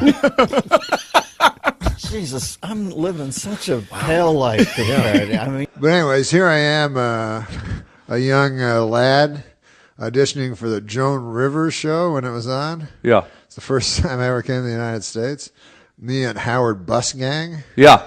And so me and Howard Busgang and Mario Cantone, Joan Rivers likes us all, you know. So we're at the Hyatt Regency, which is across from the Comedy Store, where we auditioned for Joan Rivers. Yeah. And it's me and Howard Busgang are in the room, you know, and Howard Busgang smoked marijuana at the time, you know. Sure. I don't. Yeah. You know? But he smoked marijuana, and I was watching. Yeah. And so I said, Howard, man, it's weird. You're just smoking marijuana all by yourself. Why don't you invite old Mario Cantone over, right? So he phones Mario Cantone's room. Mario Cantone goes, yeah, I'll come over.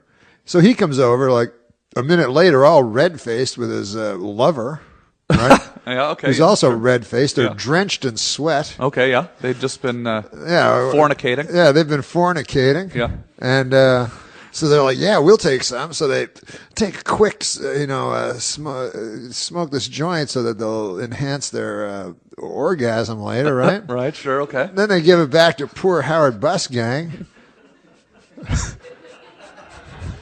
And he's sitting there with this joint that has God knows what on it. Yeah. Yeah. Yeah, so Howard Busgang, in an effort to be politically correct, even though they're gone, smokes the joint and gets full-blown AIDS. No. I just made up that last part. No, Howard Busgang's a great guy. He's doing a show right now. Wow, yeah. In Canada. Well, let's... Why are we talking about me here?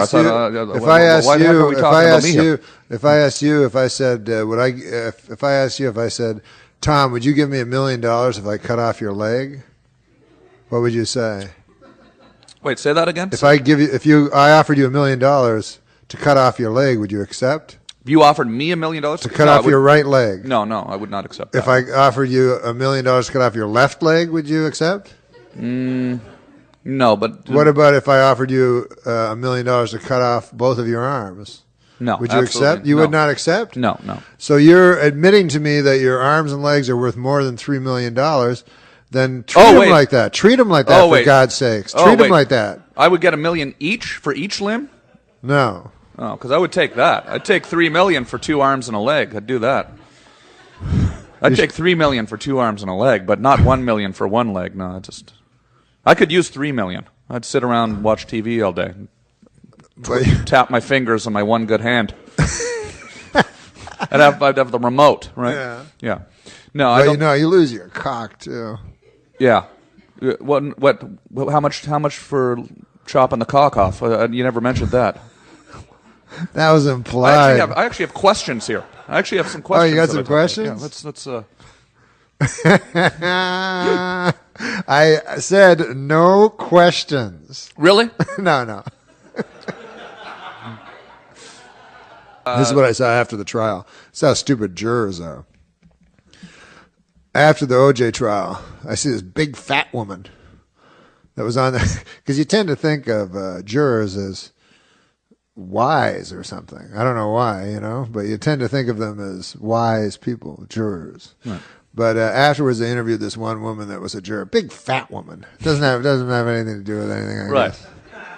Her weight, but she was huge. Right. And so she was smart. She probably would have known to not eat so many cheeseburgers. Exactly. So this fat pig. No. So they're interviewing her, and they're asking her about the blood evidence because Darden talked about the blood evidence for 6 straight days. Yeah. He introduced all this blood evidence that showed that, it was 1 trillion to 1 that it wasn't OJ, So they say, well, say this woman, they say, well, what about the blood evidence? Yeah. So she goes, everybody got blood. She goes, if it don't fit, you must acquit. Yep. She remembered the rhyme. Sure, the rhyming was what did it, I think. A guy was telling me that, Do you know the lawyer Jerry Spence? Are you familiar with that lawyer? He's from Colorado, and he wears a cowboy hat. Cowboy hats all the time. Fringe. He wears fringe. Yeah. Yeah. So apparently, in the closing arguments, you can say anything. Mm-hmm. You know, you're not bound by anything. So I know this guy worked at a law firm, and he said every time Jerry Spence would be the defense, you know, he'd always get everybody off.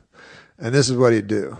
He'd say, no matter what the facts of the case were, he'd say, he'd talk about the case, and he'd go, that's it, ladies and gentlemen. Oh, before I go, I'd like to tell you a story. And then the prosecution would go, objection!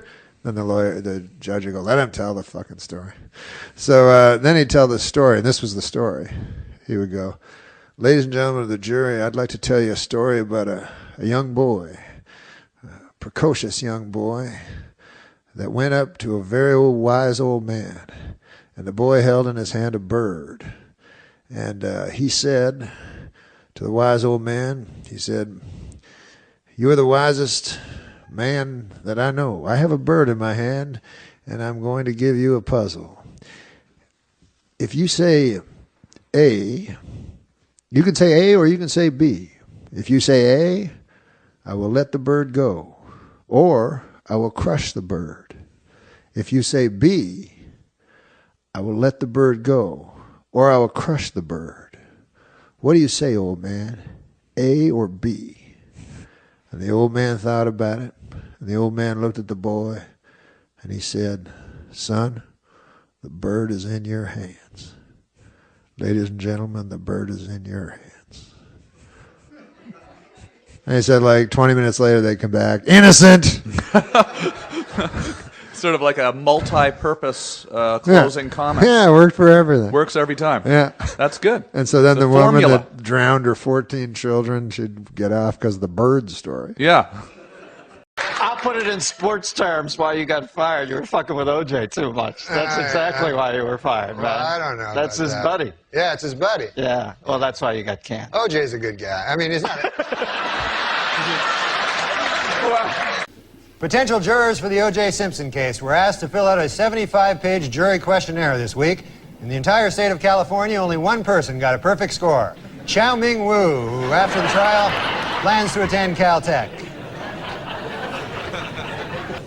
By the way, you can now purchase a bronze statue of the Juice for only $3,395. And for an even $5,000, you can buy one that Al Cowlings has kissed the ass of.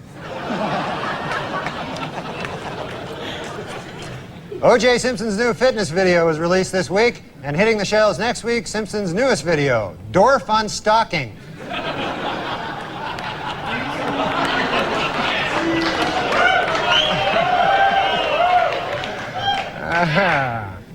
The crowd is torn.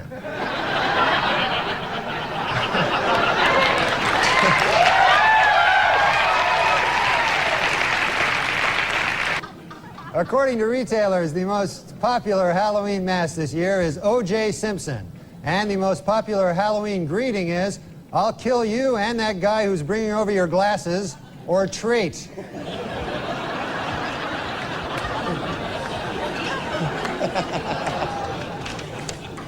And the Pope came out with a book this week, which contains a series of essays examining faith and morality in today's secular world, and the changing role of the Catholic Church as it approaches the 21st century. The book is entitled, God Himself Told Me That O.J. is Guilty.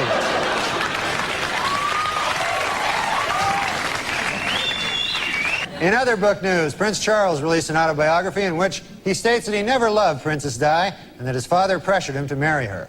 The book is entitled, Of Course O.J. Did It. I mean, come on.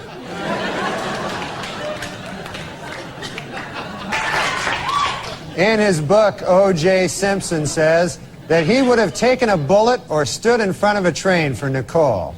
Man, I'm going to tell you, that is some bad luck when the one guy who would have died for you kills you. That's probably... You don't get worse luck than that. And O.J. announced this week that he's coming out with a new book called I Want to Tell You. And if it's successful, O.J. will work on yet another book entitled From Football to Prison, My 25 Years of Showering with Other Men.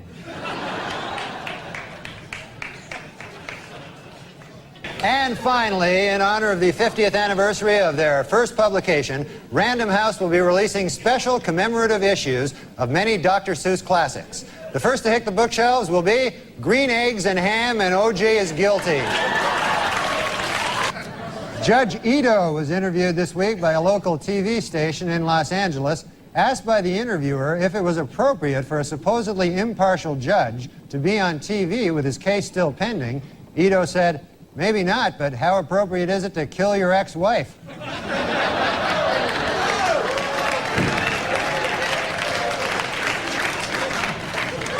It was revealed today that O.J. Simpson told police that Nicole Brown Simpson used to beat him up. He also claimed that she and Ron Goldman killed him.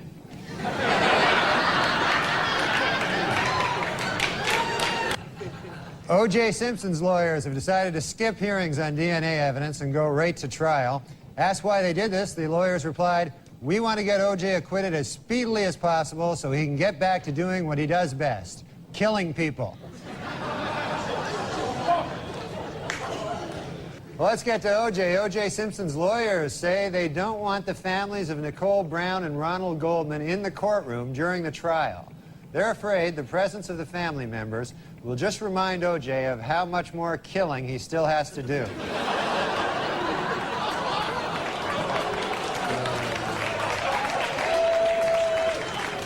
Well, O.J. Simpson's lawyers stopped feuding this week, finally.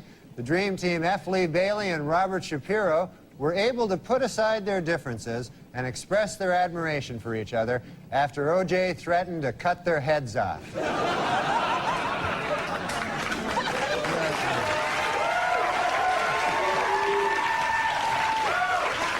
According to the National Transportation Safety Board, sleepy truckers are responsible for 1,000 deaths a year. In second place, O.J. Simpson at 2 deaths a year. It was revealed this week that defense lawyer Johnny Cochran once abused his first wife. In his defense, Cochran said, "Hey, at least I didn't kill her like some people I know."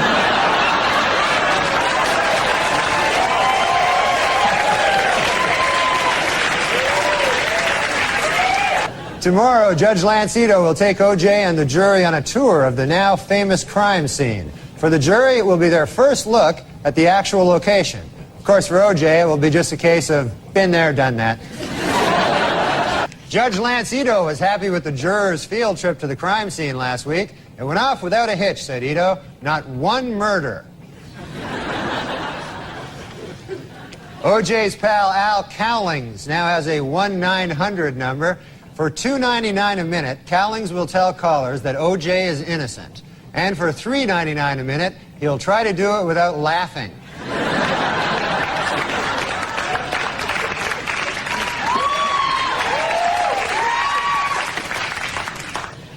And this week, Simpson defense lawyers questioned witnesses about a half-melted container of ice cream found at the murder site.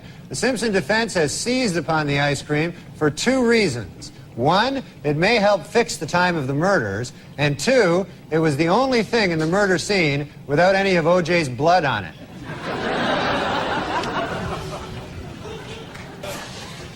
To illustrate the point that their client is running out of money to defend himself, O.J. Simpson's lawyer said this week that if he had to do it over again, after killing his victims, O.J. would now rob them as well. We went... Was O.J. Simpson high on speed the night of the murders? Absolutely not, said defense attorney Johnny Cochran today. And a simple test of any of O.J.'s blood found at the crime scene will prove it.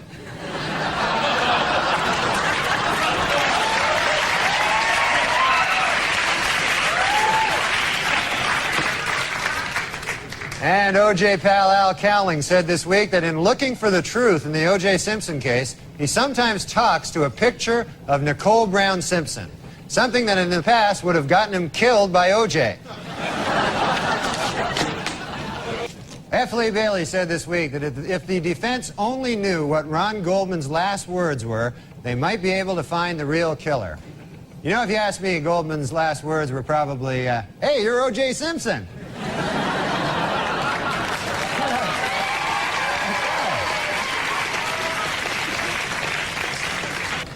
Oh no, O.J. has struck again. How about that?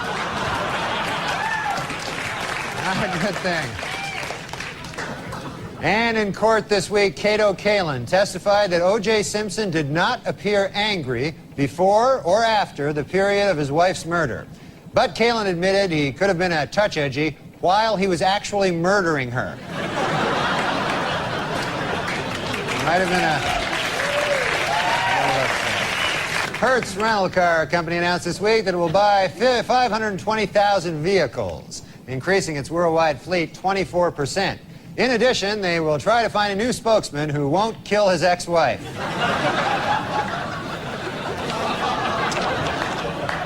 This week at the O.J. Simpson trial, the infamous bloody glove was finally introduced into evidence, and O.J. didn't help his case any by blurting out, "There it is, I've been looking all over for that thing." That's that glove. Testimony during the final week provided some spellbinding moments. In a brilliant move during closing arguments, Simpson attorney Johnny Cochran put on the knit cap prosecutors say O.J. wore the night he committed the murders. Although O.J. may have hurt his case when he suddenly blurted out, hey, easy with that. That's my lucky stabbing hat."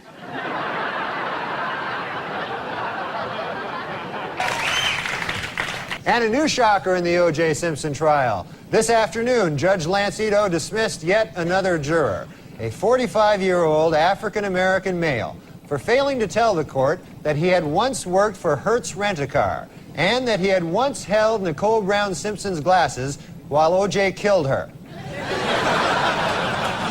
Dismissed Simpson juror Jeanette Harris revealed in interviews this week that the jury is torn by dissension and is already divided into two camps, those who think he is guilty and those who are really, really stupid.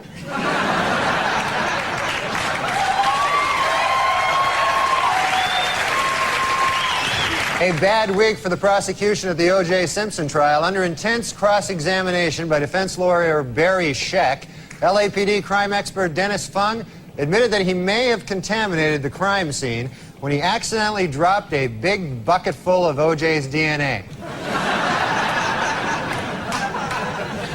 Our top story tonight, this week in the O.J. Simpson trial. After grisly photos of the murdered Nicole Brown Simpson were shown in court, O.J. turned his head away and wept. It was at that moment that he realized he would never be able to kill her again.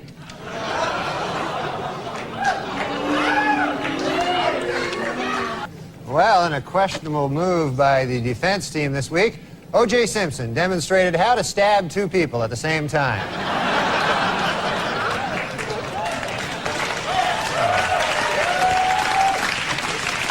Remember 12 Angry Men, the classic courtroom drama? Well, the first film about the O.J. Simpson case is in the works. It's entitled 9 Angry Black People, 2 Scared Asians, and a White Guy Who Hasn't Spoken Since Rosa Lopez.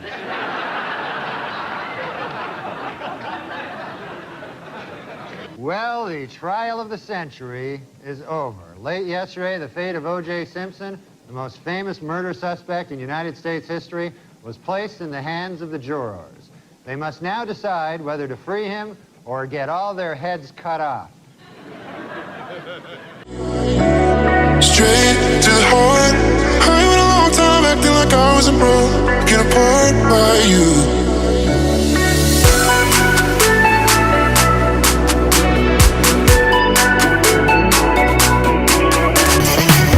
Thanks, I'm Norm MacDonald, and now the fake news. Well, it is finally official. Murder is legal in the state of California.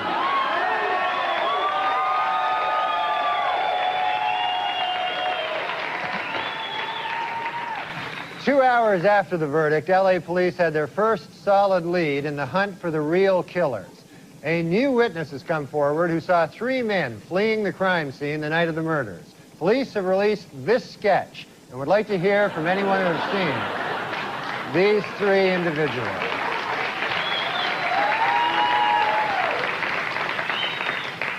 On Tuesday at 1:15, the moment the Simpson verdict was delivered, Court TV scored its highest ratings ever. An hour later, the channel went out of business. Well, that covers the main developments in the O.J. Simpson case this week. And after all, other important things are going on in the world. Now more O.J. Simpson. When Simpson trial juror Gina Rodborough returned home this week, her little girls were delighted to have her back. And no wonder. She lets him get away with murder.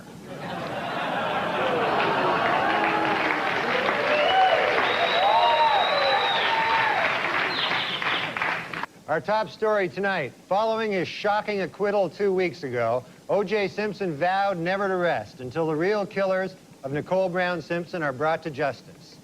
And the manhunt continues.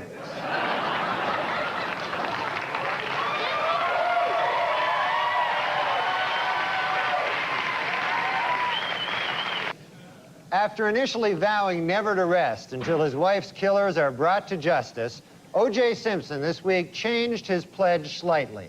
He now vows to have sex with hot-looking models.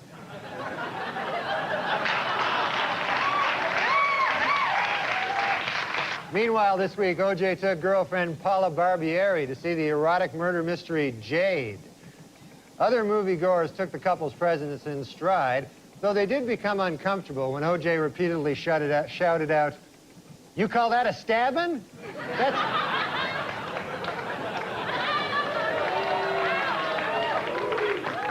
Simpson had been discussing marriage with girlfriend Paula Barbieri, but reportedly she has called the wedding off. Her fear was that if they married, she would be brutally murdered, and then someone would try to pin it on O.J.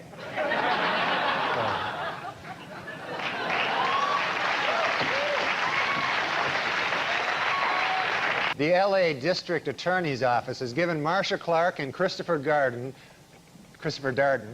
bonuses of over $10,000 for, quote, lengthy hard time duty, unquote, in the O.J. Simpson case.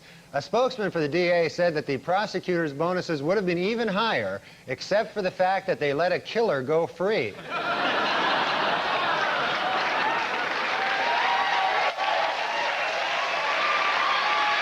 According to a report out this week, O.J. Simpson is still extremely angry that Robert Shapiro began writing a book while he was defending the football legend. However, Simpson is extremely pleased that he got away with killing his wife and that waiter. A down-and-out O.J. Simpson, depressed that all of his money-making ideas have failed, has decided to go back to doing what he does best, killing people.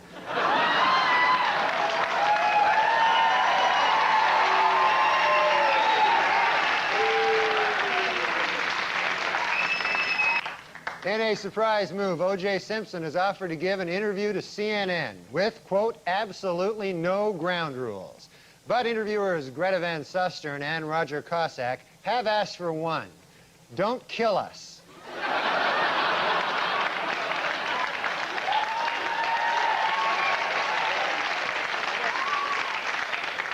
In sworn testimony this week, Paula Barbieri admitted that she had broken up with O.J. Simpson the very night Nicole Brown Simpson was killed.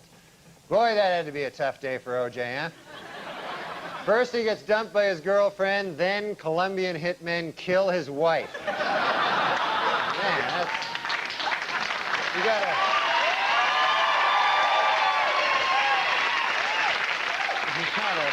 In an effort to raise money for his enormous legal bills, O.J. Simpson this week began marketing a video which attempts to prove his innocence. Should the tape not sell, Simpson has a backup idea, his very own video of the actual murders themselves.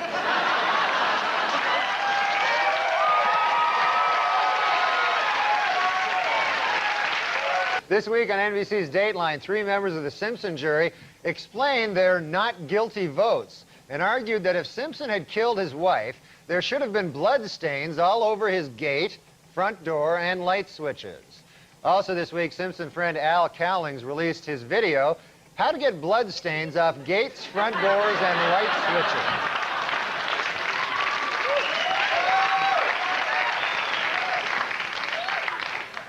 In his civil court deposition this week, O.J. Simpson denied under oath that he ever punched, kicked, or slapped his ex-wife Nicole.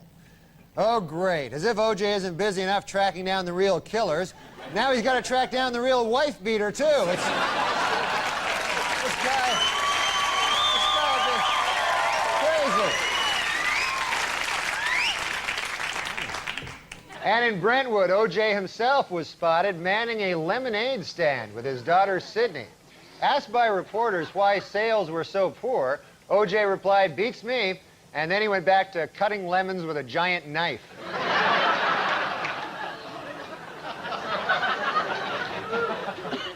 A new development in the O.J. Simpson civil trial this week. According to sworn testimony, Nicole Brown Simpson had told her therapist that she was afraid of getting beaten by O.J. Simpson. Asked why he didn't report this earlier, the therapist said, "I was afraid of getting beaten by O.J. Simpson." I said getting beaten, and that may have hurt a little. According to a Senate Committee on Violence, Denise Brown has done more to bring attention to the cause of battered women than any other person. Well, almost any other person. Once again, O.J. gets the short shrift. In Los Angeles this week, Lyle and Eric Menendez were found guilty of first-degree murder. So, to review California law, it is killing your wife, legal. Killing your parents, illegal. A shocking new development in the O.J. Simpson case. Late this afternoon, a high-ranking official in the Los Angeles Police Department admitted to Geraldo Rivera that the police did conspire to frame O.J. Simpson for the murders of Nicole Brown and Ron Goldman. However, they called the conspiracy off when they got to the murder scene and found that O.J. really did do it. While in England, where he spoke at Oxford University, Simpson had defended actor Marlon Brando's criticism of Hollywood Jews. Later, from his island hideaway, Brando sent O.J. a telegram which read, "You're not helping."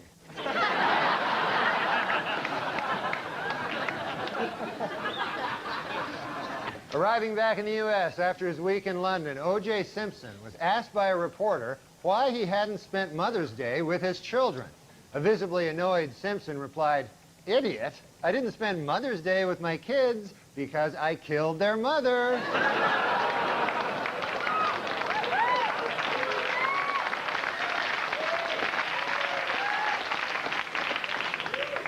Well, more O.J. Simpson news. On Friday, the Juice officially endorsed Bill Clinton for president, adding, quote, "I'd like to help him any way I can." To which the president replied, "Well, there is one thing."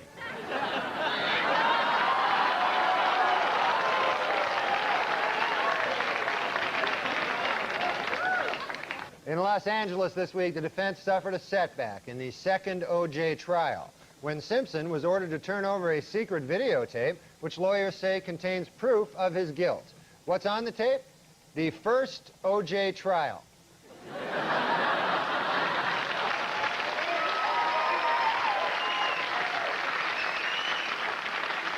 Finally this week, lawyers in the new O.J. Simpson trial actually found a prospective juror who claims to know nothing about O.J. Simpson, the murders, or the first trial, and who told the court, quote, "I don't even know when it started or ended."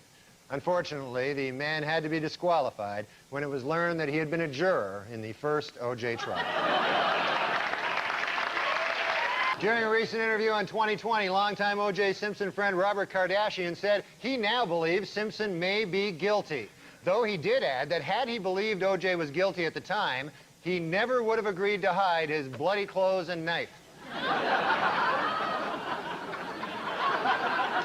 At his civil trial in Los Angeles this week, O.J. Simpson attorneys began their case with an attack on Nicole Brown Simpson's character. Outraged Brown family lawyers responded, quote, "Nicole is a victim. No matter what she did, she certainly did not cut her own throat." To which Simpson's attorneys replied, "On the contrary, that is precisely what we intend to prove."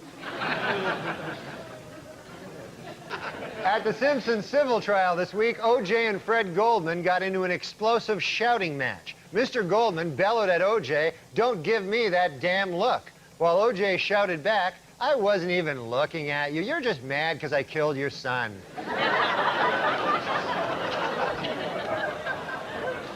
Against the Jets last week, Buffalo Bills running back Thurman Thomas broke O.J. Simpson's career rushing record, and the week before, he surpassed Simpson in career touchdowns. Next up for Thomas, an attempt to kill 3 people at once.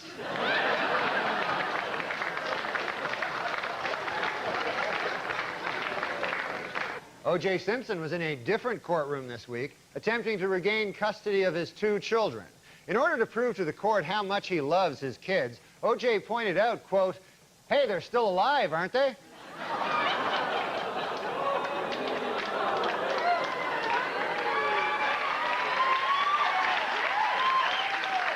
This week in Los Angeles civil court, an FBI expert testified that shoe prints left by the killer exactly matched shoes belonging to O.J. Simpson.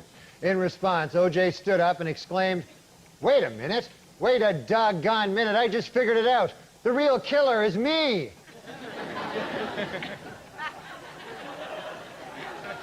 According to researchers in Australia, koala bears have fingerprints so close to those of human beings that they could easily be mistaken by police at the scene of a crime. It should be noted, however, that the research was funded by O.J. Simpson. So, our top story tonight comes from the O.J. Simpson civil trial, where this week it was revealed that in his first interview with police, Simpson had refused to take a lie detector test. His reason? It detects lies.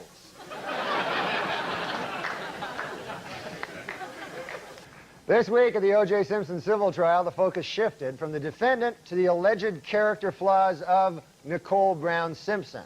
Attorney for O.J. hammered away at her lifestyle, citing sexual promiscuity, drug use, and the fact that she married a double murderer.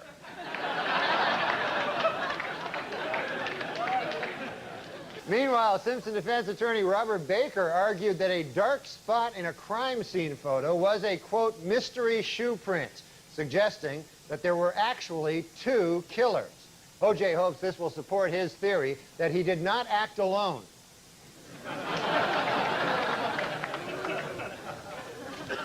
In dramatic testimony this week at a civil trial, O.J. Simpson said he didn't commit suicide only because, quote, "My mother told me you don't go to heaven if you kill yourself." Oddly, his mother did say, quote, "It's okay to kill other people.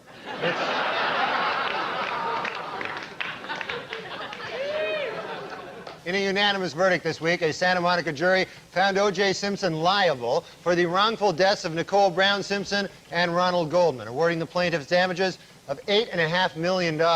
Reacting to the verdict, Simpson insisted that he has nowhere near that amount of money and that his only remaining asset is 30 pairs of Brune Mali shoes. The announcement of the verdict came toward the end of President Clinton's annual State of the Union address, and to many observers, completely overshadowed the event. Even the president was distracted during his speech, waiting to hear exactly how much it costs to kill your wife.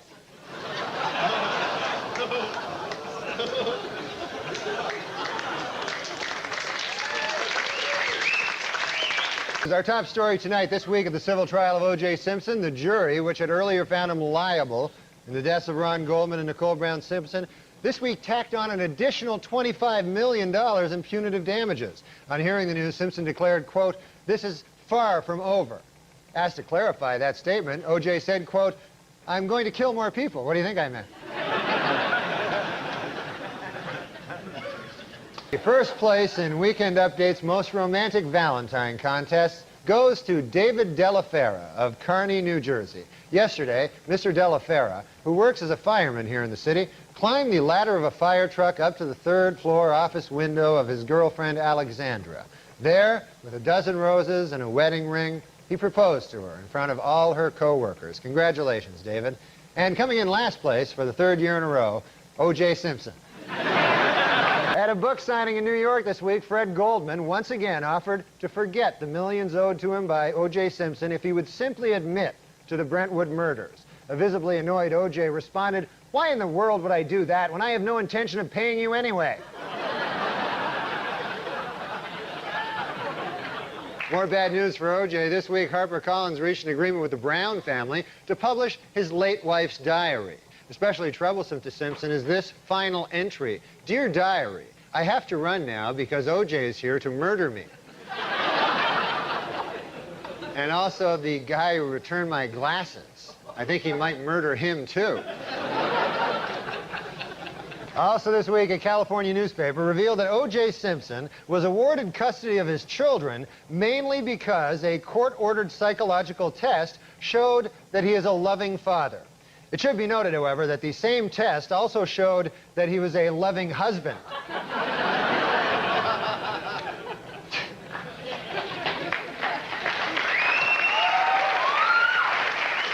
According to O.J. Simpson's niece, Terry Baker, when O.J.'s mother, Eunice Simpson, first heard about the slaying of Nicole Brown, she exclaimed, "He did it." Reached for comment, O.J. said, "My mom was just guessing. I hadn't even told her yet."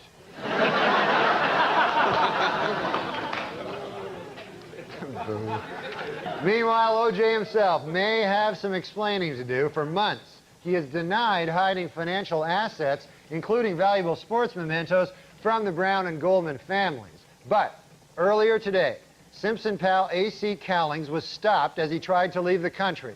In the backseat of his Bronco, police found O.J.'s Heisman Trophy, disguised with a tiny fake beard. More bad news for O.J. Simpson.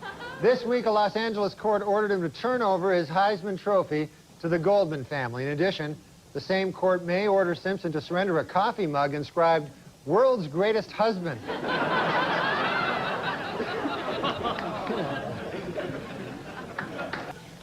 More followed from the recent conviction of British au pair Louise Woodward on murder charges. This week, her attorney Barry Scheck lashed out at the legal system, saying, quote, "What kind of sick society do we live in where an innocent girl is sent to prison, while a double murderer like O.J. Simpson goes free?" Kind of a...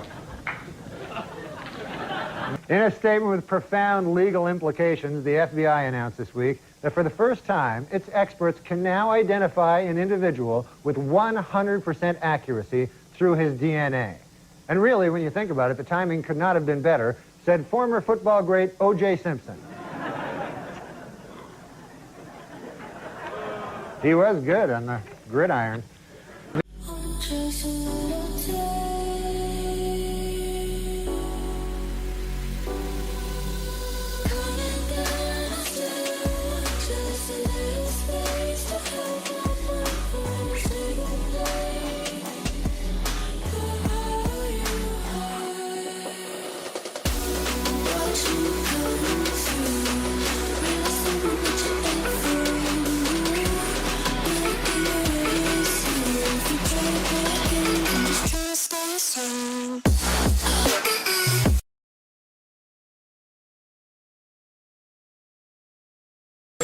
Oh, there's a phone call here. Here, I have a phone.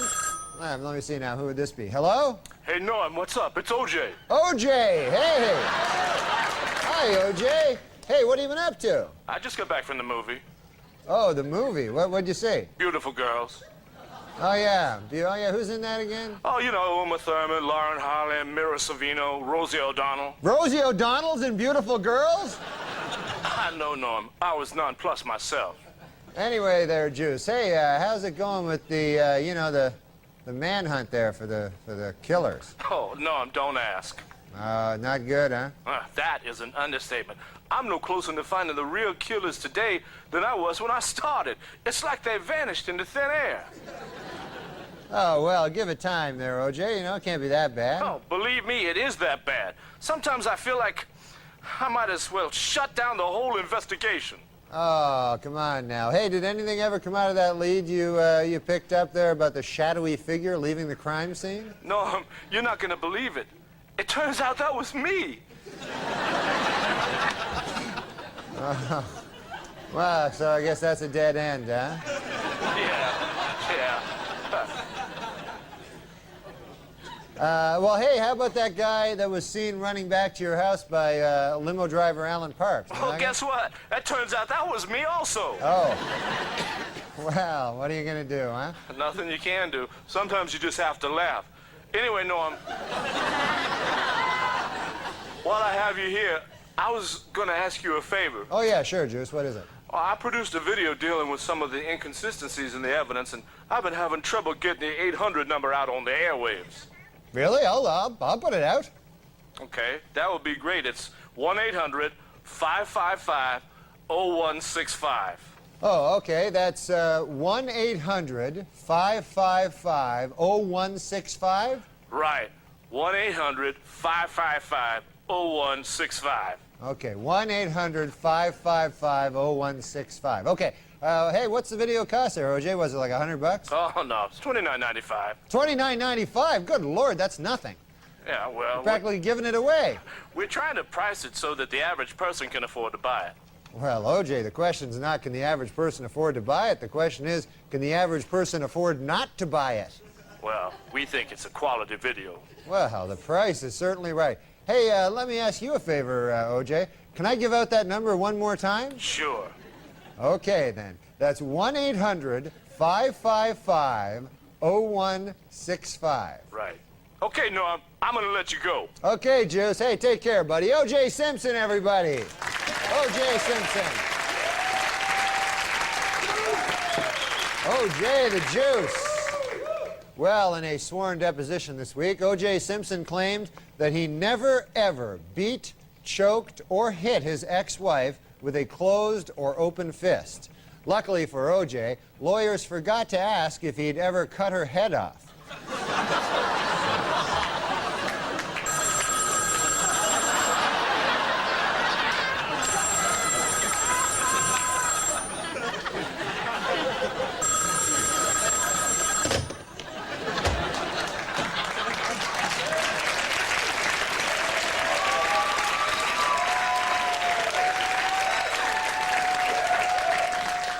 He also was really drawn to touchy subjects. So it's like a brutal murder. Yeah. He got pleasure in being dangerous. Yeah. How many anal rape jokes did we hear? You know, how many, including, I must bring it up, the Swedish German. That became Andy Richter, the Swedish German. That became a thing. Yeah, and actually Conan and I were talking about this yesterday. I had forgotten about this, and of course, you said that you sometimes see it online. And I'm like, okay, well, let's hear about that because you know me, I'm in the nose cone of the rocket. Right. I'm at the top of the pyramid. Right. Your ivory tower. There's a lot of clouds underneath your window. I'm up there counting my gold coins. I can't be concerned with what you're doing down in the moat. No, people. I mean, every. Weekly, someone will just arbitrarily just call me a Swedish German, and it was.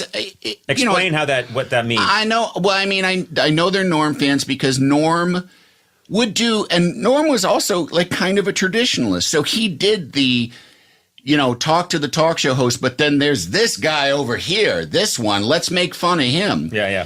And a lot of his jokes, like I say, he was drawn to the things that you're not supposed to say.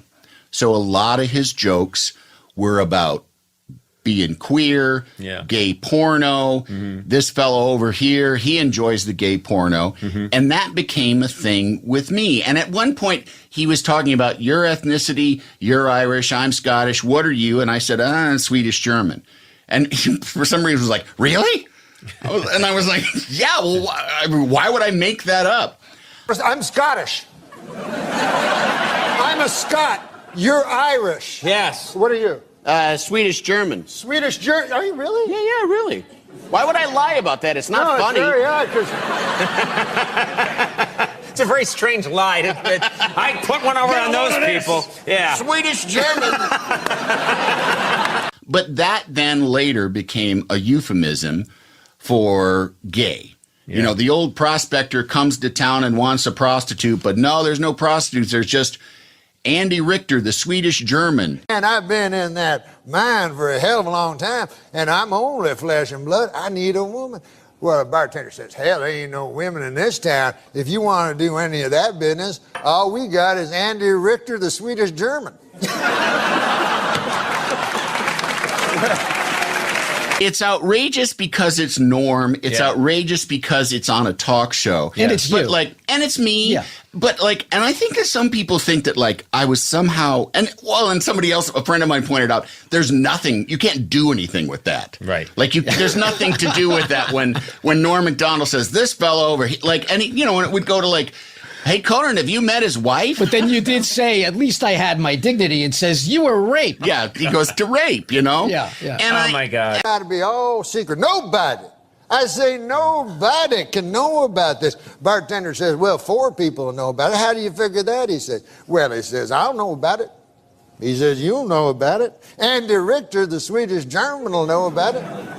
And the feller that has to hold down Andy will know about it. Well, at least you left me my dignity. Yeah. I like the way that story ended. Yeah, because you weren't gay. Right. No, but that's not beside the point. You were raped. No, it's more.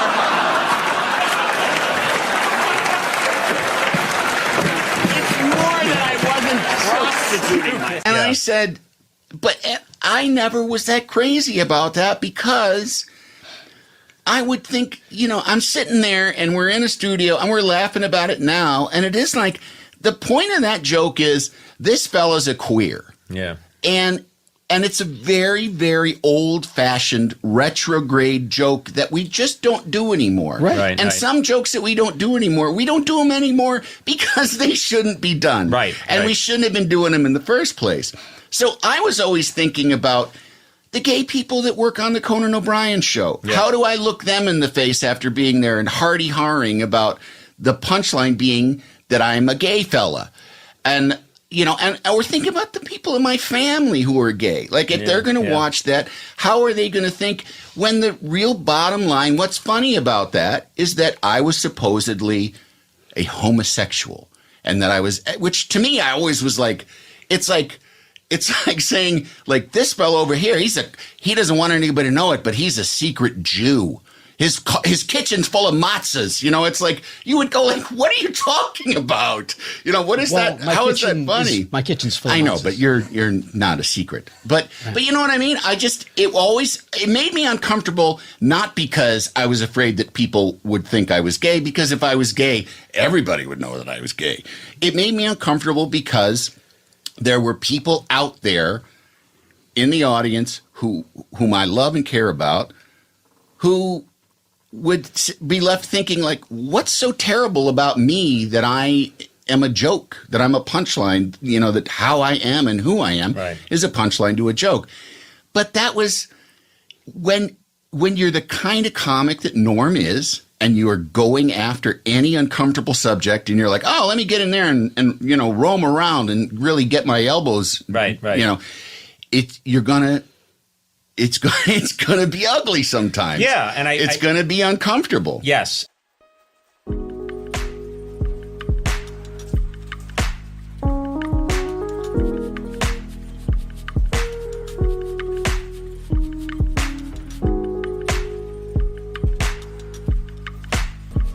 He also really enjoyed being around other comedians. That's where he seemed to really come alive. I mean, he was a stand-up, but he also really liked being in a situation with other comedians. And I've had people say to me, did it bother you? Because like I said, I would be the butt of the joke sometime, and I would say no, that's him. That's practically him showing love to me. Yeah. He would not insult me if he thought that I, was somehow inferior. It's like being insulted by Rickles. Yeah. It's he's inviting me to play when he's making fun of me.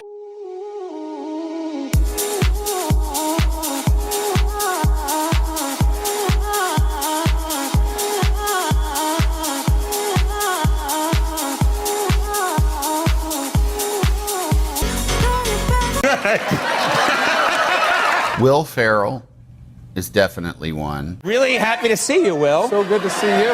So good to see everyone. Yeah. Okay. Yeah. I like when my friends are on. I like when Andy Daly's on. Oh, shit, mother...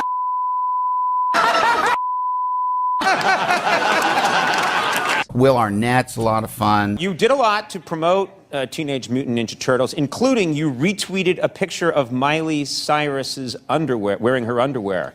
Well, I think we have the photo here. Yeah, she tweeted that out, and I figured, you know, if you retweet a person's crotch, maybe it'll go viral. Right. So just because...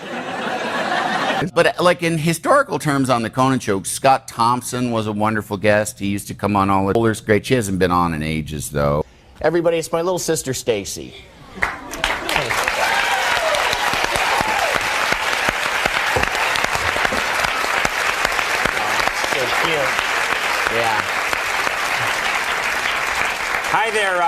Hi there, Stacy. It's really great to see you again. Thanks a lot, Conan. It's awesome to see you again. Wait, what? What was wait? This has been Wait What? Does President Clinton have a bent penis? Well, according to a doctor who examined him last week, the president's genitals are, quote, completely 100% normal. It should be noted, however, that the doctor who examined him also has a bent penis. That may color his findings a little. As his last stop on the trip, the president met in Buenos Aires Thursday with Argentinian President Carlos Menem. During the meeting, Clinton asked Menem to continue with economic reform and protect democratic freedoms. Menem, in turn, asked Clinton to show him his bent penis.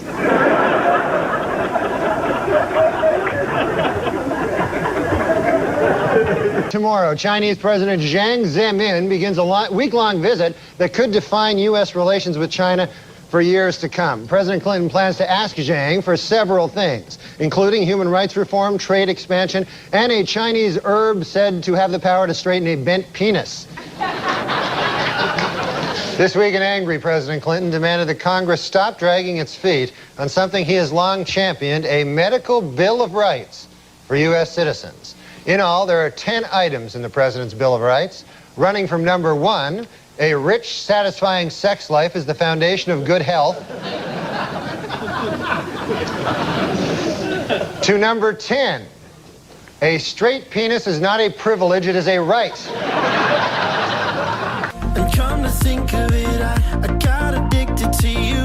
Oh, no, no, no. And come to think of it, I need somebody like you. Oh, no, no, no. I need someone like you. To know one thing before you go today. I know there are other questions, but you say that you there were distinguishing characteristics on the president's private parts. For America, please tell us what that is. We've got to know. Well, it was like that. Oh God.